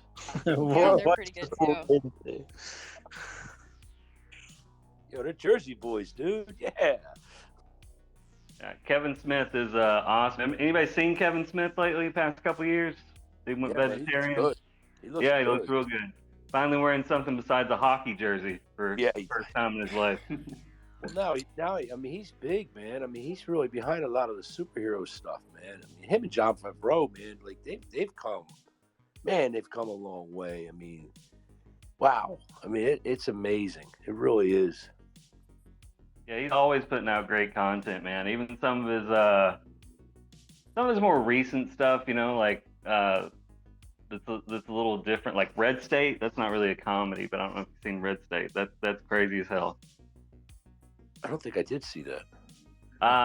It's just all over the place. It's hard to even say like what that movie's about. Just go watch Red State. That's not a comedy, but it's one of his better movies. It's on the list. So what about not a comedy duo, but like what about Eddie Murphy? Like early Eddie Murphy. Anybody watch his like old stand-ups and stuff? He's still funny now too, though. He's still funny now. You know who I really like? I like that black guy. What's his name? The little man. Oh, I talked about Cat Williams. Kevin Hart. No, Kevin Hart. Yeah, Kevin Hart. He's funny. I really like Kevin Hart. Cat Williams was pretty funny too. Yeah, he's not really around anymore. It doesn't seem like. I haven't seen Cat Williams in a while. You gotta see the Yo, video. real quick on Eddie Murphy, Cat Williams, and Kevin Hart. First of all, Kevin Hart is one of the hardest workers in the world. Shout out to him. And then let's shout out Eddie Murphy. Everybody in the industry, in the comedy industry, they say like, yo, if you used to go onto a stage after or before Eddie Murphy, it's over. Just don't even go on stage. Like he would just crush it so hard. He was a killer. And then who was the other he's one? amazing. Yeah, dude. Eddie Murphy is the funniest dude, and he can sing. Jazz, so talented. What's the song he came out with? My to party all the time, party all the time, party all the time. Yo, that's the best Eddie Murphy song. Yo, if you haven't listened to that, I'm about to play that thing right now, dude. That song is killer, dude. It's the best turn-up song in the world. That's the best song ever. I remember listening to an interview with Chris Rock, and he was just like talking about being a kid, and he would, because his family was like really early, or was really involved in like the comedy scene and stuff, but so he would, as a child, just study Eddie Murphy and like take notes and on how he did his stand-up, and he like puts a lot of his success to Eddie Murphy. But Eddie Murphy was like amazing. Those are by far my ultimate favorite like stand-ups. Yes, Richard Pryor's pretty awesome too. Richard Pryor is the best, yo. Richard Pryor is hilarious. I don't really know much about Eddie Murphy in terms of his. Who's the other one you said? Cat Williams. Cat Williams. Yo, I don't care what anybody says. Cat Williams drops nothing but truth, and that dude can get choked out by a high schooler. He can tell the one lady on the radio station what the hell is up. He can go on stage and crush it and just get people pissed off and expose Hollywood. That man doesn't stop. His job is to tell what the is going on and keep it real, yo. Yo, Cat Williams is the truth. Straight up. Have you heard Frankie Boyle? Who? Frankie Boyle. I think he's Scottish, maybe. No, I never heard of him. I'm gonna look him up. We need a comedy club in the Staratless Metaverse. Who's gonna come up with that one? Is it gonna be? That is gonna be in our casino. That is an excellent idea. We're gonna host it in our casino, Ashes, and you're welcome to join us. There you go. I will definitely be there. Yeah. Yeah, somebody contact Eddie Murphy so he can come and sing "Party All the Time" in the Moon Society Club, and then somebody contact like Joe Rogan and tell him to move to the Metaverse so we can do this whole Moon Society Comedy Club.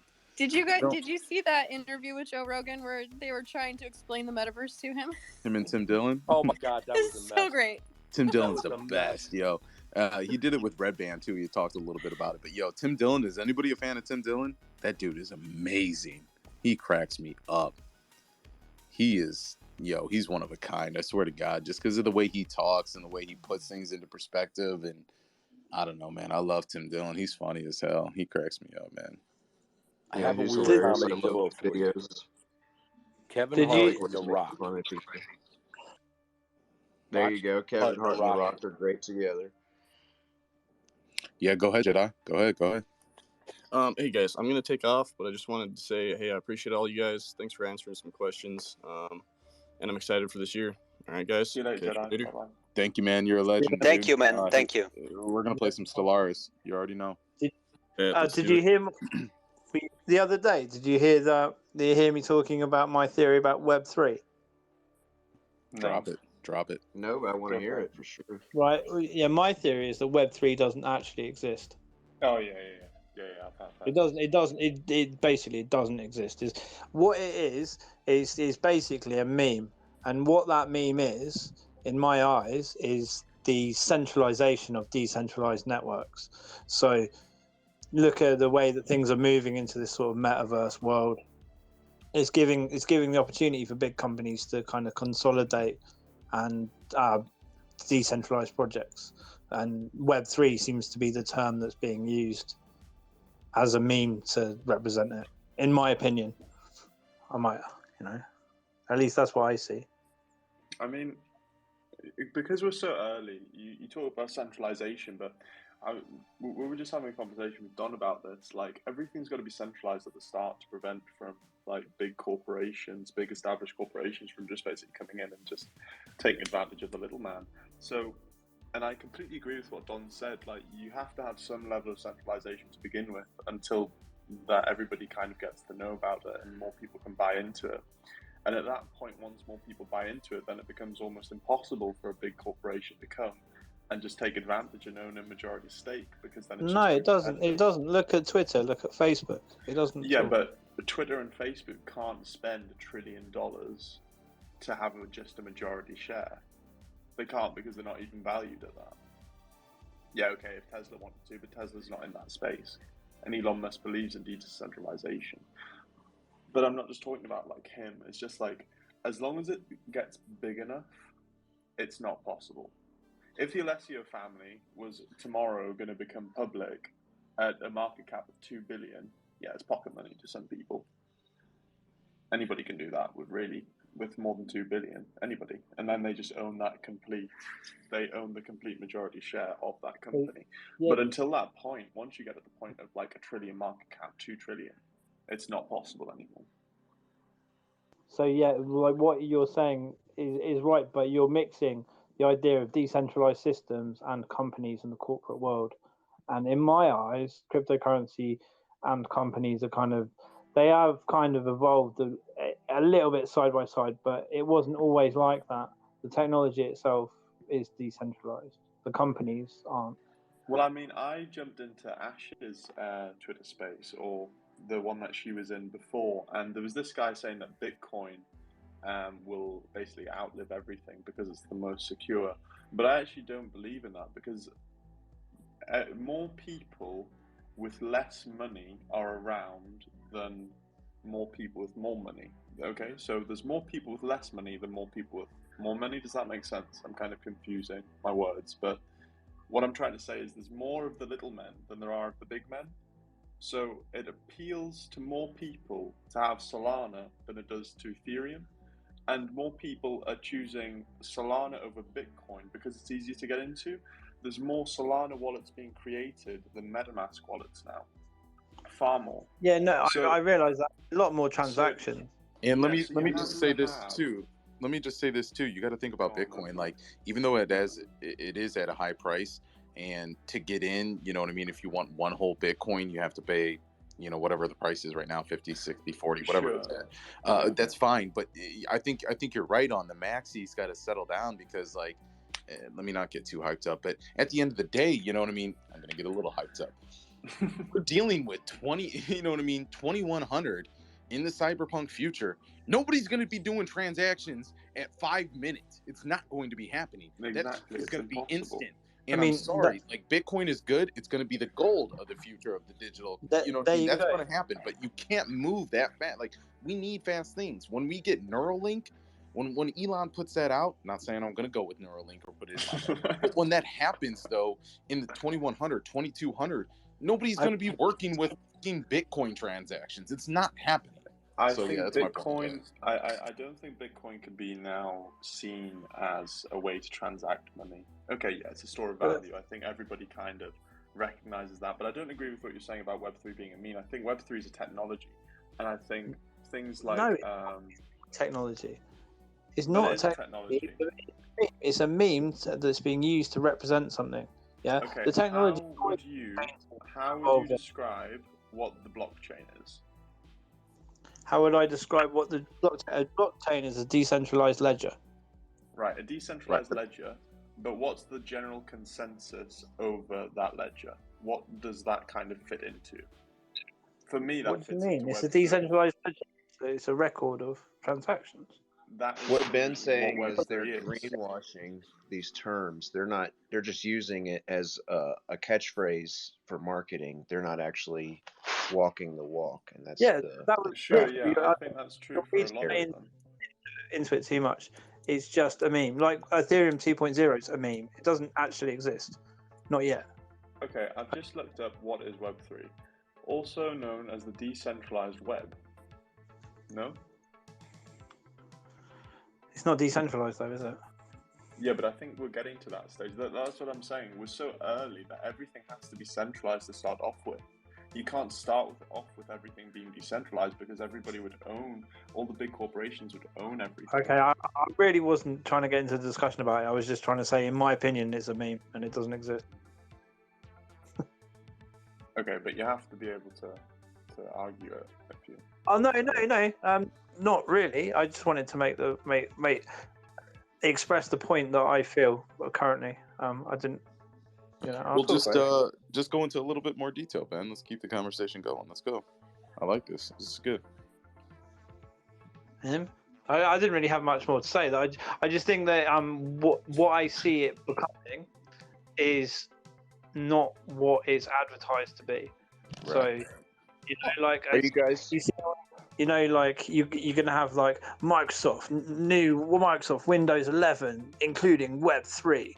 Right, exactly. Even though they don't have anything to do with it. It's what they're using it as is a meme to be able to advertise something to you that's misleading, to try and lead you down a path of a centralized internet, centralized blockchain with custodial wallets for their future. It's not the future that the crypto, when we started off like 10 years ago, that we wanted for crypto. It's completely the opposite. Beats, what's your thoughts on it? Because I know you had something to say. It looked like you were going to say something. Yeah, I mean, are you guys familiar with the term greenwashing? That's something that happens all the time in the corporate world where, say, Walmart's going to say, oh, we're going green, guys. Meanwhile, they're not doing anything green. They're fucking each other over, all their employees over as hard as possible. Sorry about my language. But, this is what Ben's talking about. Well, that's another thing. You have... Sorry, go on, Barry. It's the concept. They're saying it's a Web3, even though it's not really Web3, and they're using it for marketing purposes. So this was just a little side note he was saying, For me, the internet, blockchain, they're all open source technologies. There's things that everybody can use that aren't controlled, that there's no single point of failure, there's no single controlling force, and it's like a open worldwide community project. Whereas big technology companies see this as a very much as they should do, especially in the financial markets, as a threat. So they try and stop it, and the way that they try and stop it is they co-opt it. So they'll basically make it look like they're doing the same thing. You see a lot of it. I agree with that. I do kind of see what you're saying. Like, right, ever since Zuck came out with the whole metaverse, Web3's been a really hot and like trendy topic, and I do see that they are using it more for like marketing and trending and to just kind of move products. Or it's been really, really trendy lately, definitely. But I think crypto washing, if that's what. There is definitely a difference between Web 2 and Web 3, though, right? Like Web 3 is more of the decentralized belief in it, right? With Web 2, you have these legacy companies like Google and, I don't know, Microsoft or whatever, where they can actually shut it down if they wanted to, right? Web3 is No, decentralized, where it can't no. be shut down. No, they can't shut it down. If you look at, do you know who Dan Kaminsky was? Yeah. Yeah, so Dan Kaminsky, like he was one of the 7 people who could have shut down the internet.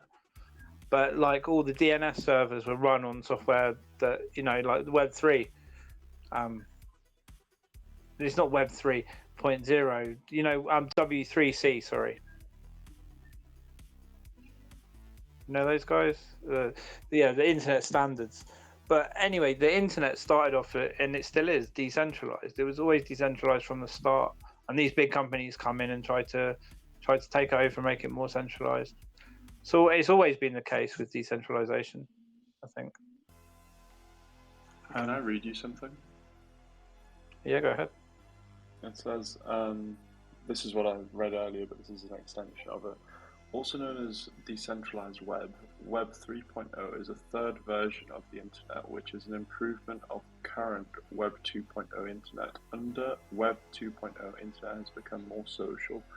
The third version of the internet will have more transparency and boast massive content that will be accessible to all. That's the definition of Web 3.0.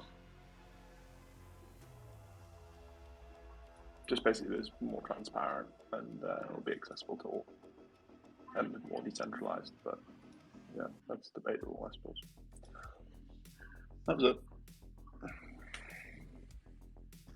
So who's pumped for that FRNT IDO today, guys? Put up those 100. That was Consistently. exciting. If you How is that going? look at the definition of pandemic a year ago compared to it now, it's something different. You know, a lot of words have continued to change over time. Just because it means something now doesn't mean it always meant that. But yeah, I understand what it's supposed to mean. But I was trying to make people think, like, what's sake? What happened? Sorry, Twitch just keeps on dying on me. Yeah, no, it was just like a kind of loaded statement to try and make people think about what it is, more than anything. I guess just like George Carlin said, it's a big club. We ain't in it. Good facts, dude. Good reference. Speaking of comedy. That's a good one right there. Was George Carlin the one that used to smash watermelons, or was that somebody else? That is definitely not George Carlin. That was Gallagher. George Carlin's the one that cusses a lot, right? That's very different. Yeah, George Carlin did cuss a lot. Yeah. Okay. He's the one that Who was the guy that used to smash watermelons? That's Gallagher. His name was Gallagher. Oh, gotcha. Okay. No, Carlin's the one that came up with, I forget what the term is, but he's the one that said all the bad words on TV first, like on cable. Did you say him on cable or HBO? Which was like... It was HBO. Okay. It was like, yeah, something bad words you can't say on cable television. Yeah, like you couldn't say F and S, F and F and F. It was, yeah. Words that we can't really say right now, too, right? Yeah. I'm bad enough when I slip. Yeah. Well, we all slip a little bit, but we good try. thing we're all adults, but yeah, no. So how was the Frontier IDO? How's that going? I think we're actually looking at it right now. 115. I just put my money down. 115. I just bought my little bit of tokens there. It is very exciting. This is crazy, y'all. For anybody listening in the audience and the replay of this, if you've made it this far, you probably already know what's going on. But a little recap. Just go ahead and check out the front token, Final Frontier, on Twitter if you're not already following. Hit the official link to the IDO and grab you a little moon bag. Other than that, we'll get back into it. Yeah. Right, so next topic of conversation. Where do you guys think NFTs will go in the future? Do you think those will be around to stay, or what do you guys think will happen to NFTs? Instead of NFTs, more digital art, put it that way. instead of They're here to stay. because They're here to stay. technically the ships are NFTs, aren't I they? mean, I'm sure Yeah. we all hope so because we're here in that space, right? Like, I believe fine art is going to get a better foothold. I think pixelated things are going to push aside soon because the art that's coming now is beautiful. I mean, there's really good stuff there. Yeah. I also think it's also just amazing that artists are finally getting paid. You know what I mean? That used to be a thing that didn't happen for a really long time. So that's awesome that anybody can make you know, money doing artwork. And I think the next boom is going to be music. I think that type of artistry is going to be the next thing that gets boom. You know, you're going to cut out the middleman. I've talked about it before, you guys know. You're going to cut out the middleman of you know, the big corporations and those guys trying to get their you know, the music industry. So artwork at its finest, all artistry. It's going to be it's nice to see people get paid. Yeah, it's going to be amazing. how long do you think it's going to be before we can buy a Banksy on here? Oh, see, Our I own don't little know how Banksy NFT. I don't know how they would make those like legit. I don't know whether like because Banksy would have to verify himself. There's already a Banksy NFT.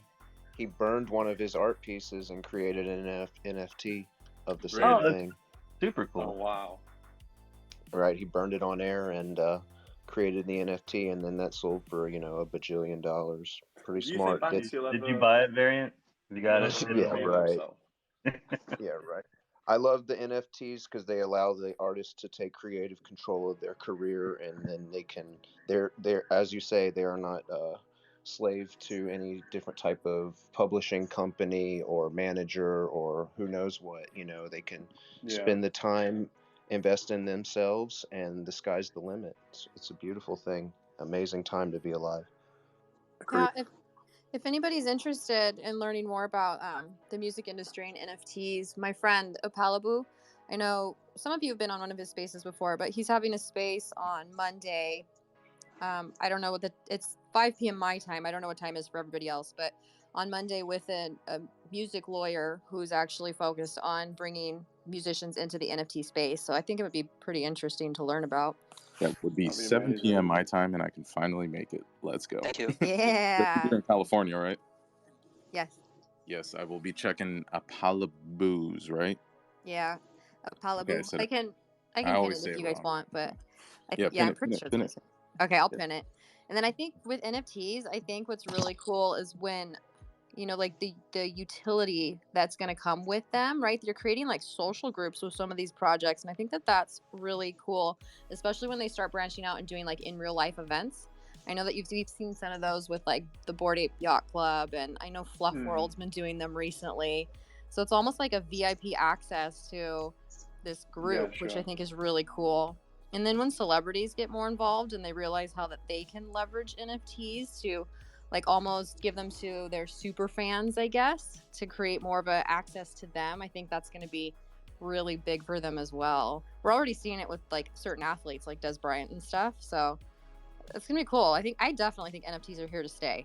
And I think there's just so much potential like in every industry for NFTs, not just art. Ash, Des Bryant reached out to me last night. Effing nuts. You're lying. No way. I'm not lying to you. I can show you the screenshots. I love Des Bryant. Dude, I'm gonna He throw was up on the my X. fantasy team every year. Dude, I got kicked out. I got kicked out of my family's fantasy teams all the time because I was that guy that would enter and then the team would just go. I would do nothing with it, so I was that guy in the fantasy football world. I got kicked off my fantasy football team because I was too good. Oh yeah, no, I got kicked off because I was inactive, Not like and dusting everybody my knew it was shoulders a free up or win, anything, but and that I just played with a messes up bunch the of whole other system. ladies, and they didn't like that I won. So. Well, check this out. I'll tell you what happened. So, obviously with this front token, we were like guerrilla marketing, right? And so last night we were all just chilling and stuff. And the best way that I've noticed to get like these influencers is like just kind of pay attention to their profile and like scroll through maybe their last 5 tweets and see which ones have like the lowest traction, right? Or maybe if you catch it right when they put it out, you know what I mean? Especially if it's early in the morning. It's kind of what happened here. But I've noticed that Des actually puts out a lot of tweets that don't get like a lot of traction. I actually try to invite him to this after party, but because he's in the NFT space, right? So it had like 1 comment on it. So I was like, screw it, I'm gonna go for it. And I just shared the medium, I believe, and was like, check it out or something like that. He then proceeded to go to my profile, follow, DM me, and say, "What's this project about?" And I was like, "Oh no, Ardo, so Star cool. Killer, No somebody write me something professional." way. You know what I mean? It's going down, and I was like, "Somebody write me That something is so professional." epic. So I typed in a couple of the letters into the key thing, so it looked like I was responding because I already opened the message because I was extremely hyped up. You know what I mean? And so yeah, I ended up sending him a message, and then he looked at that one, but hasn't looked at the invite to the Twitter Spaces with the Final Frontier Spaces. But about an hour, and then he also followed the Final Frontier. But he follows me, the Final Frontier. He DM'd me, and then he also made a post like an hour after that, and I said something, and he liked it. So we're on his radar a little bit. But throw up the Oh my hashtag. god, that is so cool. Well, Ardo knows that I'm a huge Des Bryant fan, so if he ever meets Des Bryant, he better bring me along with him. I'm just saying. Well, you better fucking bring me along too, because I got good jerseys, I got goddamn cards. Like, I'm a big fan. That's so cool. Like, isn't that the beauty of this whole space, though? Is you never know who you're gonna meet and connect with. And that's what I love about it. That's so awesome. Yeah, it's nuts that you can just talk to anybody. I talked to Tommy Chong on one of these Twitter Spaces. I raised my hand, they brought me up. I was like, oh my god, Tommy Chong, bruh.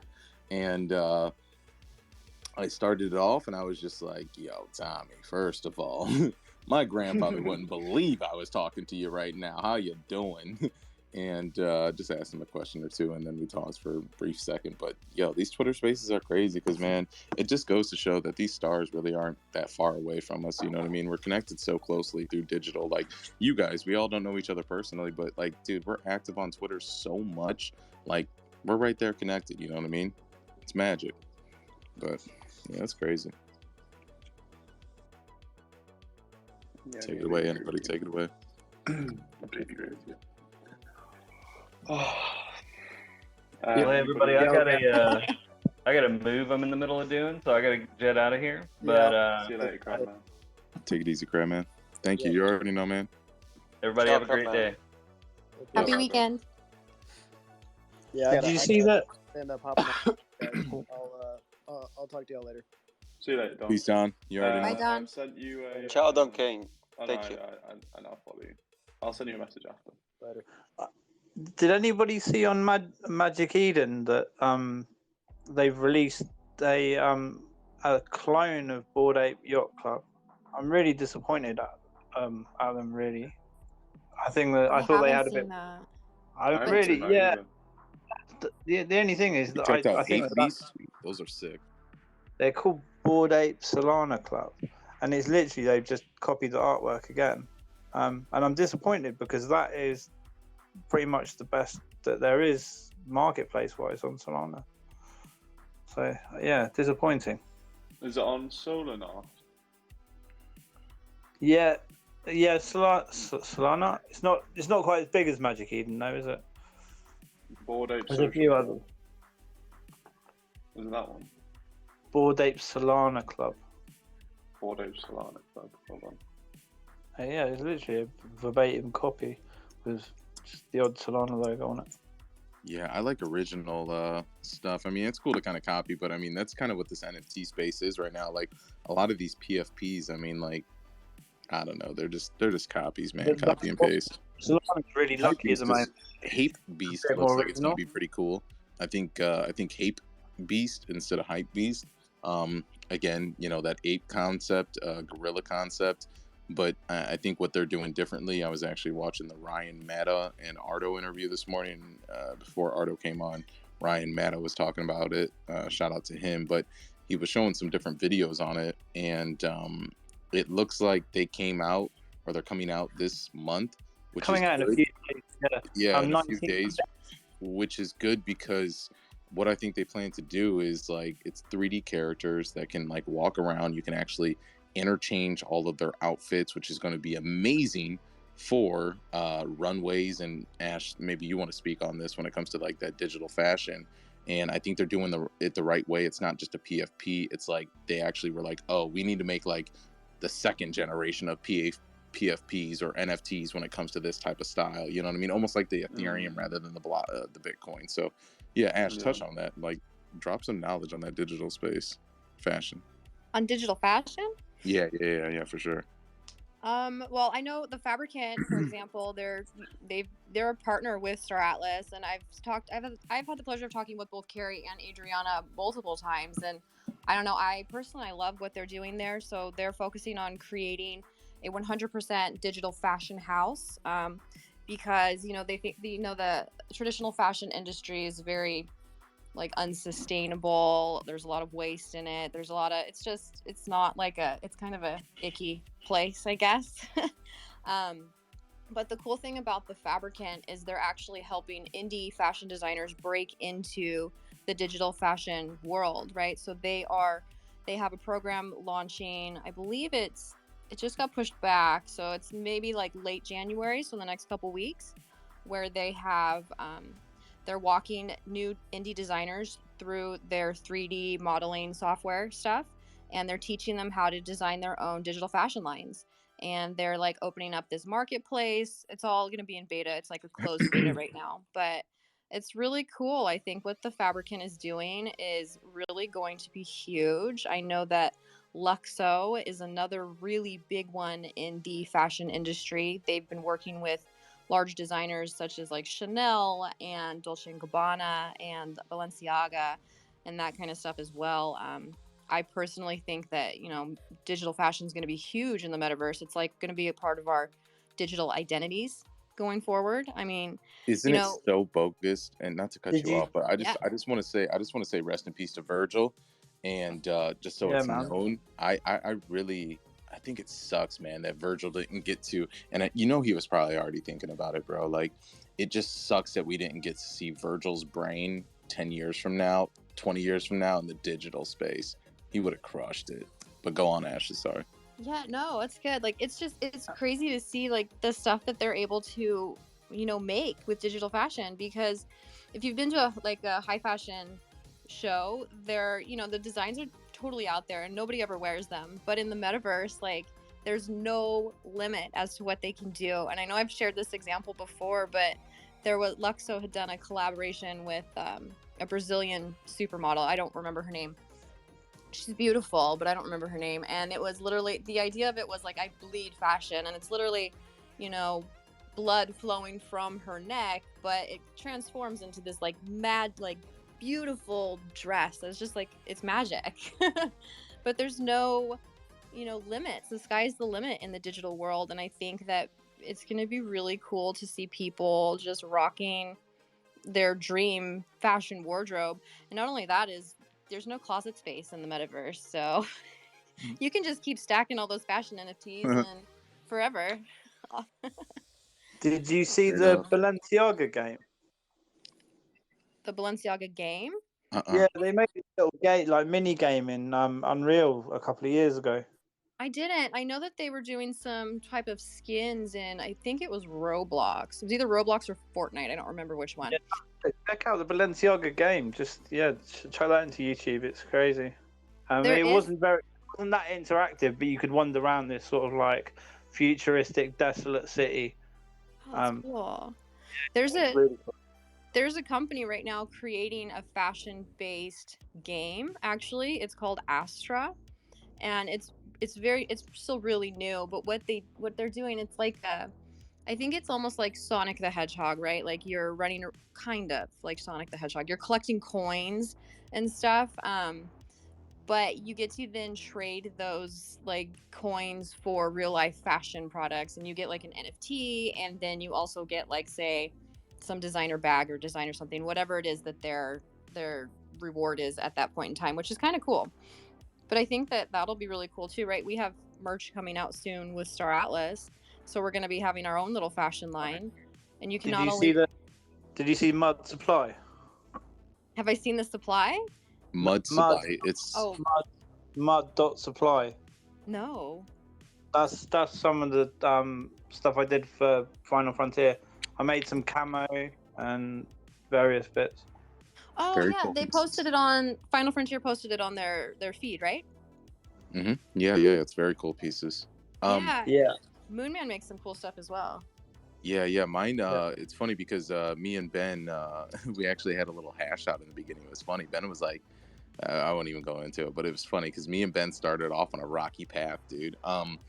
But no, like my style is like I just like to try to keep it kind of simple, you know, and stuff like that. Just casual, simple, cut and dry. And then Ben's like, and we've seen like what you see on Mud Supply. He's got way more on the back end too. He's gonna be like the abstract, like that style. So you're gonna come around maybe for Moonman Customs for like just simple, plain, and then when you want that abstract stuff, you're gonna go straight to Ben for the Mud Supply. Yeah, I design patterns for clothes and a lot of stuff. One thing I do want to touch on real quick, if nobody's ever looked this up before, men's fall winter 2021 fashion show, Louis Vuitton, whatever we want to say, Louis. It says Louis, yeah. You know, go check that out. When I seen that, that was one of my favorites. Was that the one on the scaffolding in China? No. This is the one. It was like in a building with like an emerald turquoise vibe to it. Go check it out. I thought that was stellar. Virgil actually had his hand in that, obviously, but well, you know what's something crazy about the Fabricant, which I learned listening to an interview, is Carrie was saying they actually spoke with Nike a couple years ago when they were first, like when he was first founding the Fabricant, because Nike was really interested in what they were doing, and Nike was talking, you know, was like totally picking his brain and talking about partnering with them.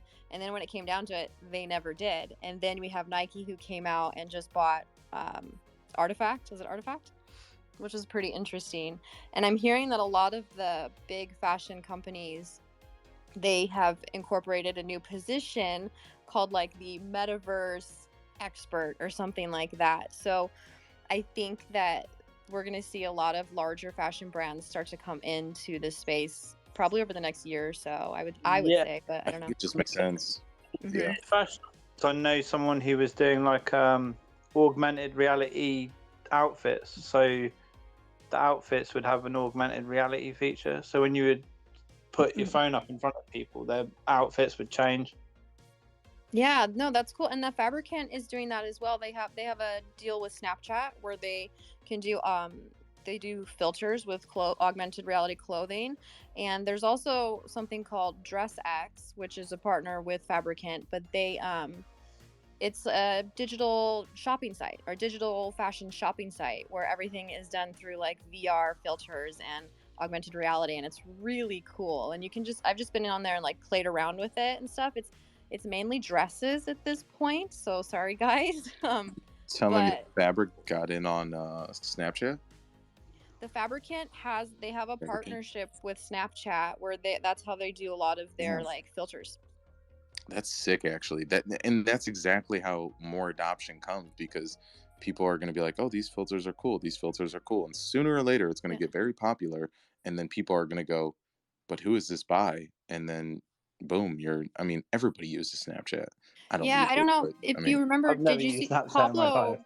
Pablo had posted something not that long ago about he was wearing like a digital hat. It was like this big digital hat. He was doing something to show what the Fabricant. They were doing like a competition or something like that. But that was one of theirs from the Fabricant. Really? Mm-hmm. Okay, yeah. Start sending me some links or tag me in a link or two, just in the comments. You don't have to do it in the main post, but just tag me in a comment or something so I can start like looking out for it and looking into Fabricant. Yeah, absolutely. Yeah. Because I think that's going to be really, really cool, and I think, I think the design world is really gonna, that's gonna explode. They host like workshops where they're actually teaching designers how to start, creating designs in Cloud, and then Adobe. That's fire. Did you say Clo 3D? Yeah. Mm-hmm. Yeah, I love Clo 3D. I just started learning it. It's a bit of a learning curve. But so they have two designers that are walking people through it. I think they've had 3 classes now. They stream them on Twitch and YouTube. So if you go to the Fabricant's Twitch, cool. I believe they should still be up there. I can try. I'll find more information for you and send it to you, because I've sat through some of them and they make it look so easy. And I know it's not that easy, but it is so awesome. And they have like cool partnerships with certain designers that are going to be helping out. and certain fabric makers, like digital fabric makers that are going to be helping out. And they even have some partnerships with some pretty big like metaverse gaming projects that are coming out. One of them's like the Sandbox, and there's a few more really big ones. So Star Atlas, of course. Yo, Ash, do you got a hand in Sandbox? Because I don't know if you guys seen that little video I did. I created my little character, spent like 5 hours on this because I seen the Sandbox and I knew about it before, but I was like, okay, maybe it's time to get in here and just throw some parties and do some hang out with some people and start, you know what I mean, branding, right? Mm-hmm. And just getting out there. So I went into the little editor that they have, the Vox editor, and spent like 5 hours. I've never worked with block, creation and stuff, but actually came out pretty decent. I can send some pictures and stuff like that, but the video doesn't do it justice. But I made the whole character, went to go upload it, and it was like, sorry, you cannot upload, you know what I mean, your character to the metaverse. You can't put it on the market. I was like, but why? So I joined the Discord and was like, yo, what's going on here? And they're like, oh, we're only letting small influencers in. And I was like, oh, bet. So I went to Twitter, and that's when you see that post, because obviously Snoop got in. And so I recorded Small the music. influencers? He's not small. Yeah, right. They're only doing sorry, not small, big influencers, but they're only picking a select few, small people, a small group of people, big influencers, obviously, and I'm not big enough for them. But that's why I made that little video, and then obviously you can make it do dance moves and stuff like that. Pretty cool video. But I was like, yo, Snoop, let me in, dog. Give me the passing word. You know what I mean? So, but it didn't go nowhere. But yeah, no, I'm trying to get in the Sandbox. Like, that'd be cool to be some other type of character in the Sandbox, but I would love to go in there with the Moon Man character I just created and spent like 5 hours on. But yeah, isn't that cool? And I think that's what's going to be so cool when they figure out the whole interoperability aspect of all of this, is to be able to take your avatar character from like cross chains. Yes. So, right, imagine like being Moon Man at Star Atlas and then going over to Sandbox or. Yeah, well, what was that company that spoke to us about doing that? Wasn't there a company that reached out to Final Frontier that wanted to do the cross-chain NFT thing? I wish I knew. I know of a company that's working on it right now. Unfortunately, the name escapes me. Let's see if I can remember. Is They're really in here? big in the fashion industry. Yeah, what up, Riddick? Hey, what's up, homie? Hey. What's going on, man? Not much. Just got back from Hawaii. I mean, render's so exciting. Yeah, go on, Riddick. Go ahead. I just wanted to congratulate you, Ash. Good job on the promotion. Thank you. I appreciate that. Yeah, I've been following you for a little while. I'm so excited. It's so surreal still. Yeah, no, I've loved the content you've been putting out and stuff, and well deserved for sure. And I wanted to wish everybody a happy new year and congratulate everybody on your content and the stuff you guys have been doing. It's been really awesome. I think I've spoke on one of your panels before, Ash. I think on one of the other meetings, but I've been just kind of following along. I'm in with Star Atlas too, and it's been really great.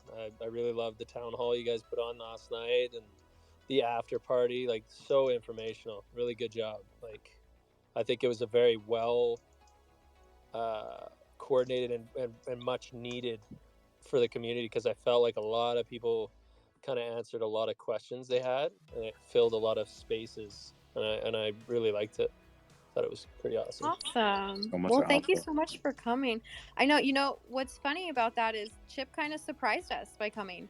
I didn't know that he was going to come, and he just requested to speak, and I think he had asked Santi if it was okay if he stopped by, and Santi's like, yeah, of course. And so we brought him up, and it was incredible. And I like, that's what we say, like, that's the beauty of spaces, is you never know who's going to stop by, right? I think the first one we did, Moon Man, we chatted with Mike and Santi for like 3 hours or something, didn't we?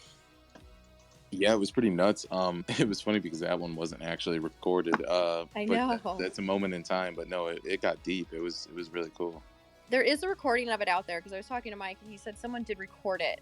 Did they really? I just don't know who has the recording. So. Yeah, I know. It's funny because like I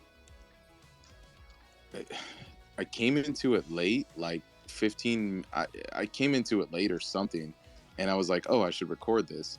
but I had already said my intro, and it started off so good for like 5 minutes of me talking, everybody else talking, and it was super passionate in the 5 minutes that I had just jumped into it. And then I was like, oh dude, we've already missed a train. There's no way it's not going to get more passionate than that. And there's not going to more, you know what I mean? No more, nothing can top what just happened in 5 minutes. This is way before, Mike got in, all this stuff. And I was like, I'm not going to record. This is whatever. And then 10 minutes go by, and I'm like, dude, hit record, bro. There's It no just way. got even better. That next 10 minutes got better. And then it got better. And it was literally FOMO. And then it just got to the point where it was like, bro, like this, I can't hit record. It's already done. The train is already passed by, and it just got better and better and better. It was nuts. Yeah, it was nuts. And that's what I love having these spaces. Like, it's really cool. And that was awesome. Chip really dropped some incredible alpha on everybody last night. He was killing it. It really was. I even DM'd him. I'm sure everybody did. You know what I mean? Because he gave a follow back to everybody. I'm pretty sure. But I even said to him, I was like, bro, you killed it, dude. Like, you did amazing. Like, I was already crazy confident about the team and Star Atlas and everything, obviously, but they're picking the right people. I mean, they picked you, they picked Xcode, they're picking people from the community. They got Chip. I don't know, man. Does anybody else think that like Star Atlas is just like, dude, like I've never seen a more genius project in my life. I've never felt like this before. I felt crazy about Cardano back in the day, but like this just feels insane because like think about all the NFT projects that have come out last year. They all failed. Like they had the biggest hype, 100,000 in their Discord. It just hyped up PFPs, even if they had utilities. They were hyped up, but they've dropped after like 2 weeks, dude. They don't go anywhere. You have 1,000 people that use them as a PFP, and that's it. They all drop, dude.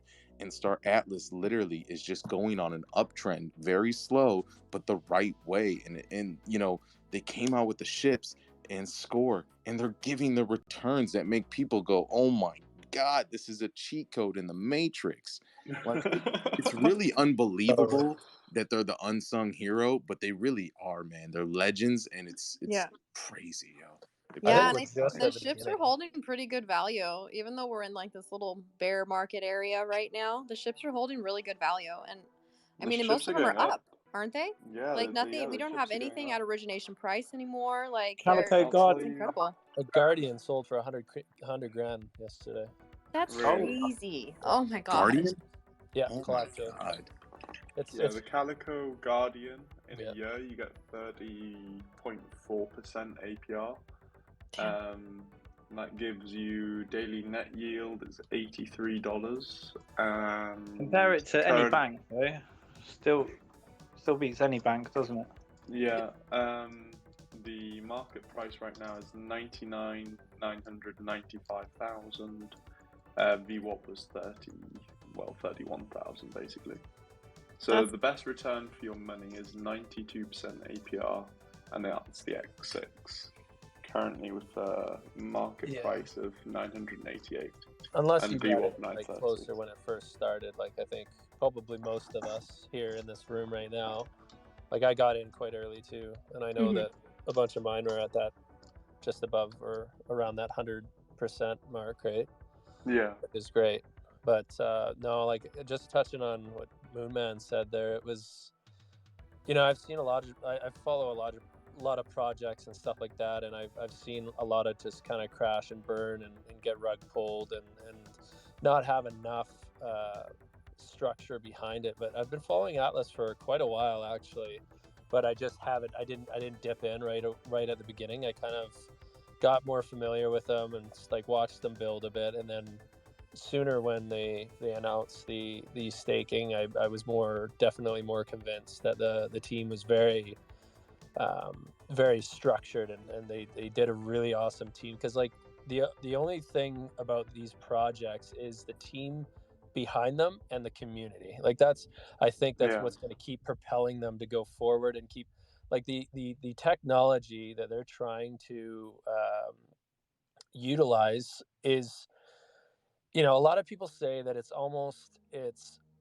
that we're not close enough to the technology to be producing like a metaverse world like we are right now, which I somewhat agree. Like it's going to be a very difficult project to pull off. There's going to be a lot of hurdles, like nonetheless, every project, right? But I think as we develop and the rapid pace that all of the technology is developing at, like you look at the new hardware coming out from NVIDIA, AMD, you see all these chipsets, all these things are going to be able to utilize the power that's needed to provide these. Like I think the biggest downfall we have right now is the rate of transfer of data, right? Is what we struggle with most, like server sizes and lag and blah blah blah, and it goes on.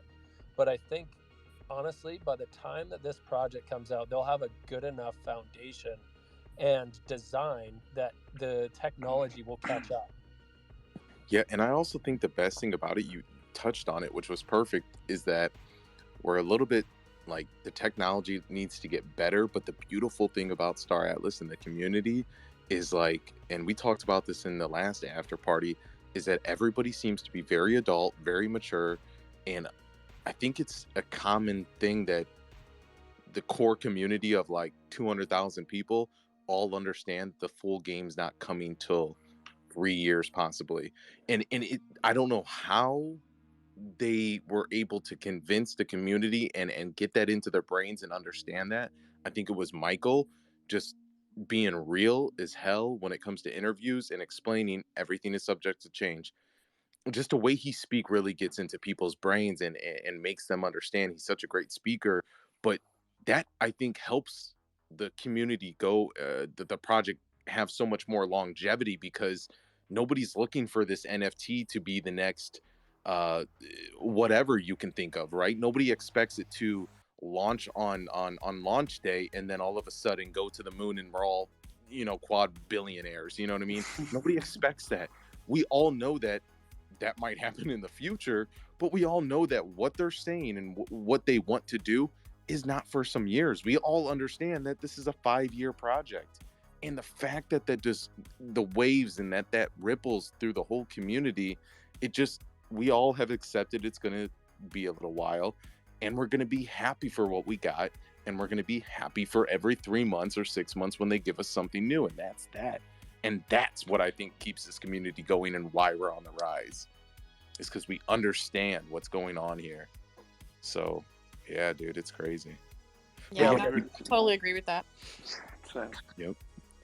But yeah, Spaceman, what's up, man? You always got, you're always the man when it comes to some ideas.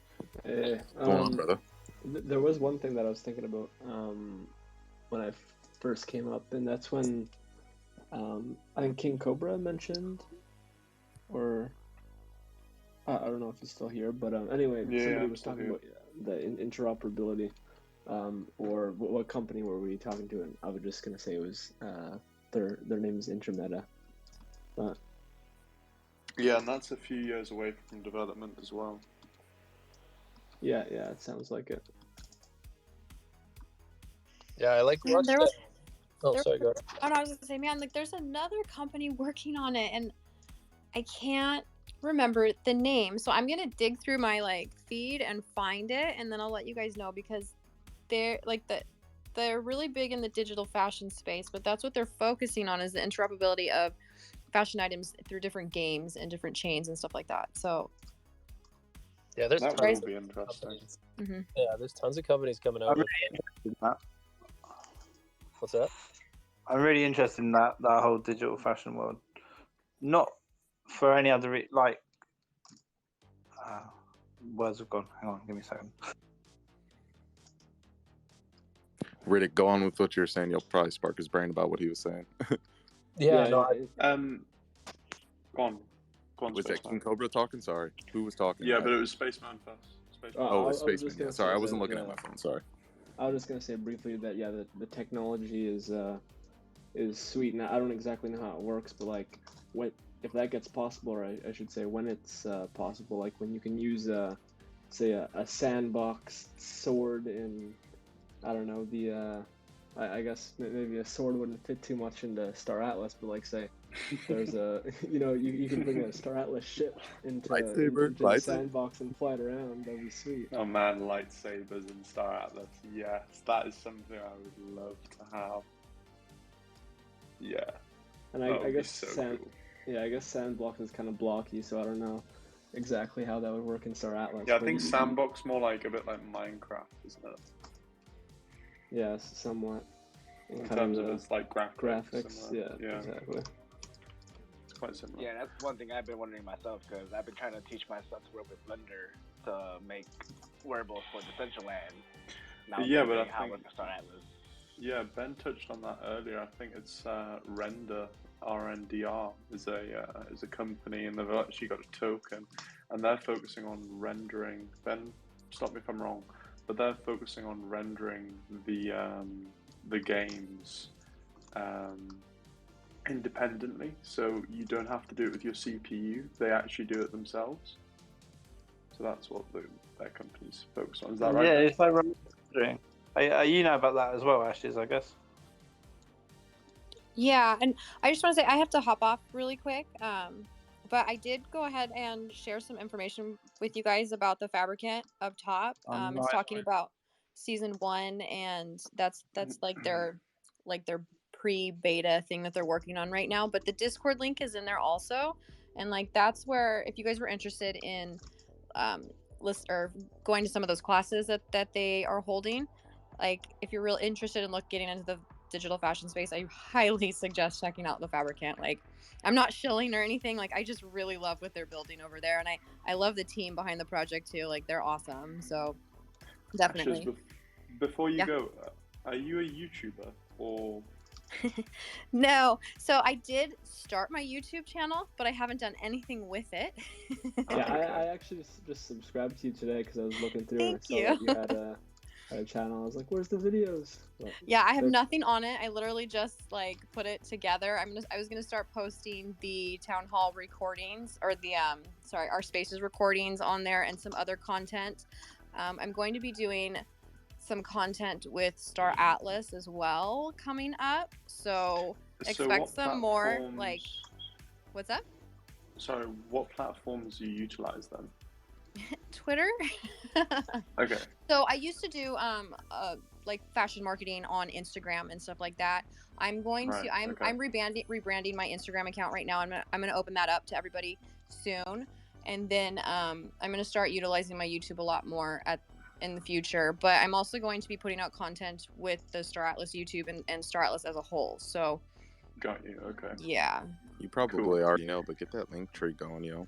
Yeah, I know I have a link tree, but it was, I was doing some social media marketing like a while ago, and so I have all of that set up, but it's in a completely different like niche and area. So I just you gotta need to redo the whole thing. It all. Yeah, and I just haven't done it. Yeah, no, you're busy. Well, seeing that Ashes is taking off, and I actually just checked the recording on the computer.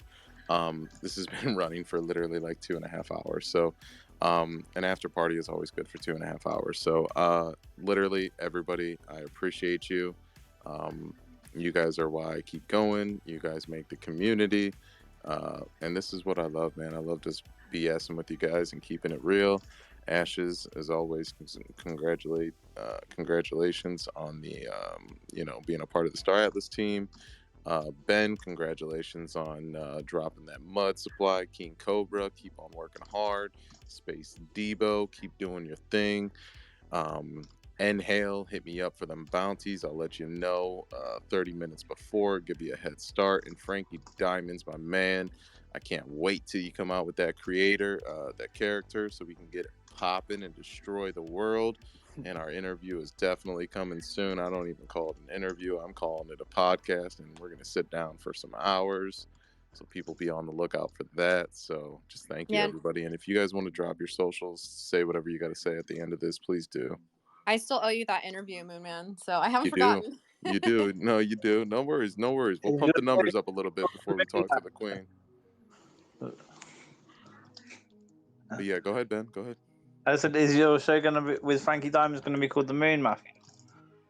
Yeah, we might even just start off a whole like. I'm definitely getting them on the Moon Man experience for sure, but we might just start off on our own, like branch off doing Why our don't own you character thing. Do Yeah. one together, yeah, Why, that'd be. why don't you start Yeah, because like guess a what? I podcast can't do on? close to save my life. We'll do it. The muscle on the moon. You know what I mean? Something like that.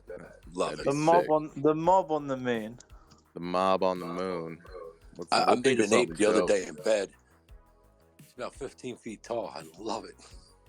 Yeah, we'll think of something real sick, dude. We'll check it out, man. I don't know what time it is, y'all, where you guys are at, but sun is shining in my area, dude. The day is still so much more. We got so much more of the day left, and let's kick some ass, man. Front token, check it out, everybody. But yeah. Have a good weekend. baby. Yeah, you guys have a great weekend. And we'll talk. You guys already know, See you later, man. guys. I love y'all. Take care. Ciao.